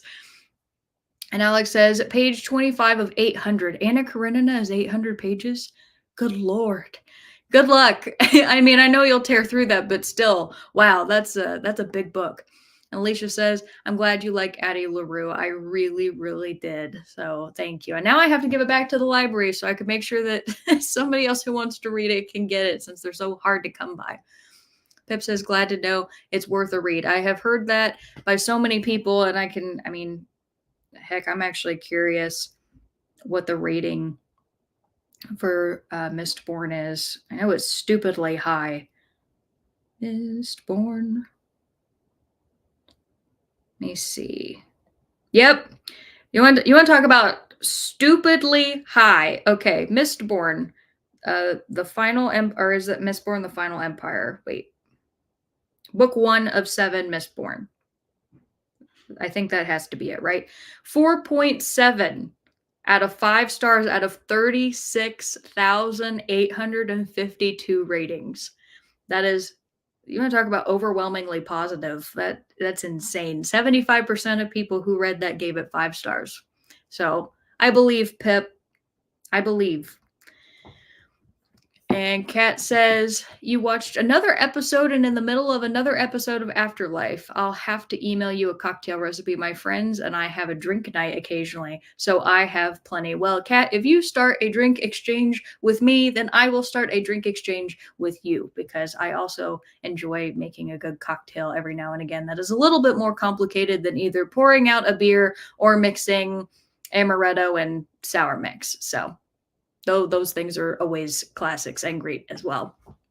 Alicia says, you can infuse almost anything you like in simple syrup and make something fun. Very true, though I haven't done it before. So I think that actually sounds like fun. I've also never made my own simple syrup. I don't think that it's particularly hard, and I would prefer not to buy grenadine if at all possible, because I think that I can make a better version of like the grenadine that you can buy in a store that also doesn't have those dyes in it. And Roxanne says, I wish I liked Guinness. I drank a pint once to keep the limited edition glass. I really struggled. Yeah, so beer and I have a complicated relationship, Roxanne. So it's totally okay because Guinness, funny enough, is one of the only beers I can drink.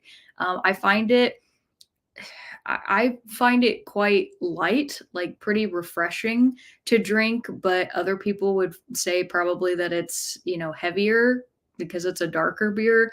I don't like most beer and I cannot drink an IPA to like save my life. So Guinness is about like the hardest I can go. But if I had to choose my poison, because that's apt, I would say I honestly prefer like a cocktail, like a mixed cocktail over drinking beer or cider, though I love cider too. Alex says, I must depart. The boyfriend has been waiting for me to help him set up his new TV. He is hovering in the doorway. LOL. Well, Alex, have a wonderful evening. Good luck with your TV setup, and I hope you have a great time. And thank you for coming. I will see you next time, hopefully. Alicia says, I love an IPA. My tastes are not refined enough for that yet, Alicia, but the fact that when I started drinking alcohol, I absolutely despised all beer means that the fact that I have moved into some beer indicates that my taste buds are changing to more of a bitter profile, preferring bitter over sweet. Though I think I'll always have a sweet tooth, but who knows? Maybe one day I will actually enjoy an IPA or might prefer to drink beer over sweet beverages. Bib says, bye, Alex Black reads. And Faye says, good night, everyone. Thank you for the sprints, Alex. Good night, Faye. Thank you for hanging out for so long. You are wonderful for that. Roxanne says, try Orchard Thieves cider. It's really good. I will look that up. Thank you. I We'll make a note of that right now. Let's see.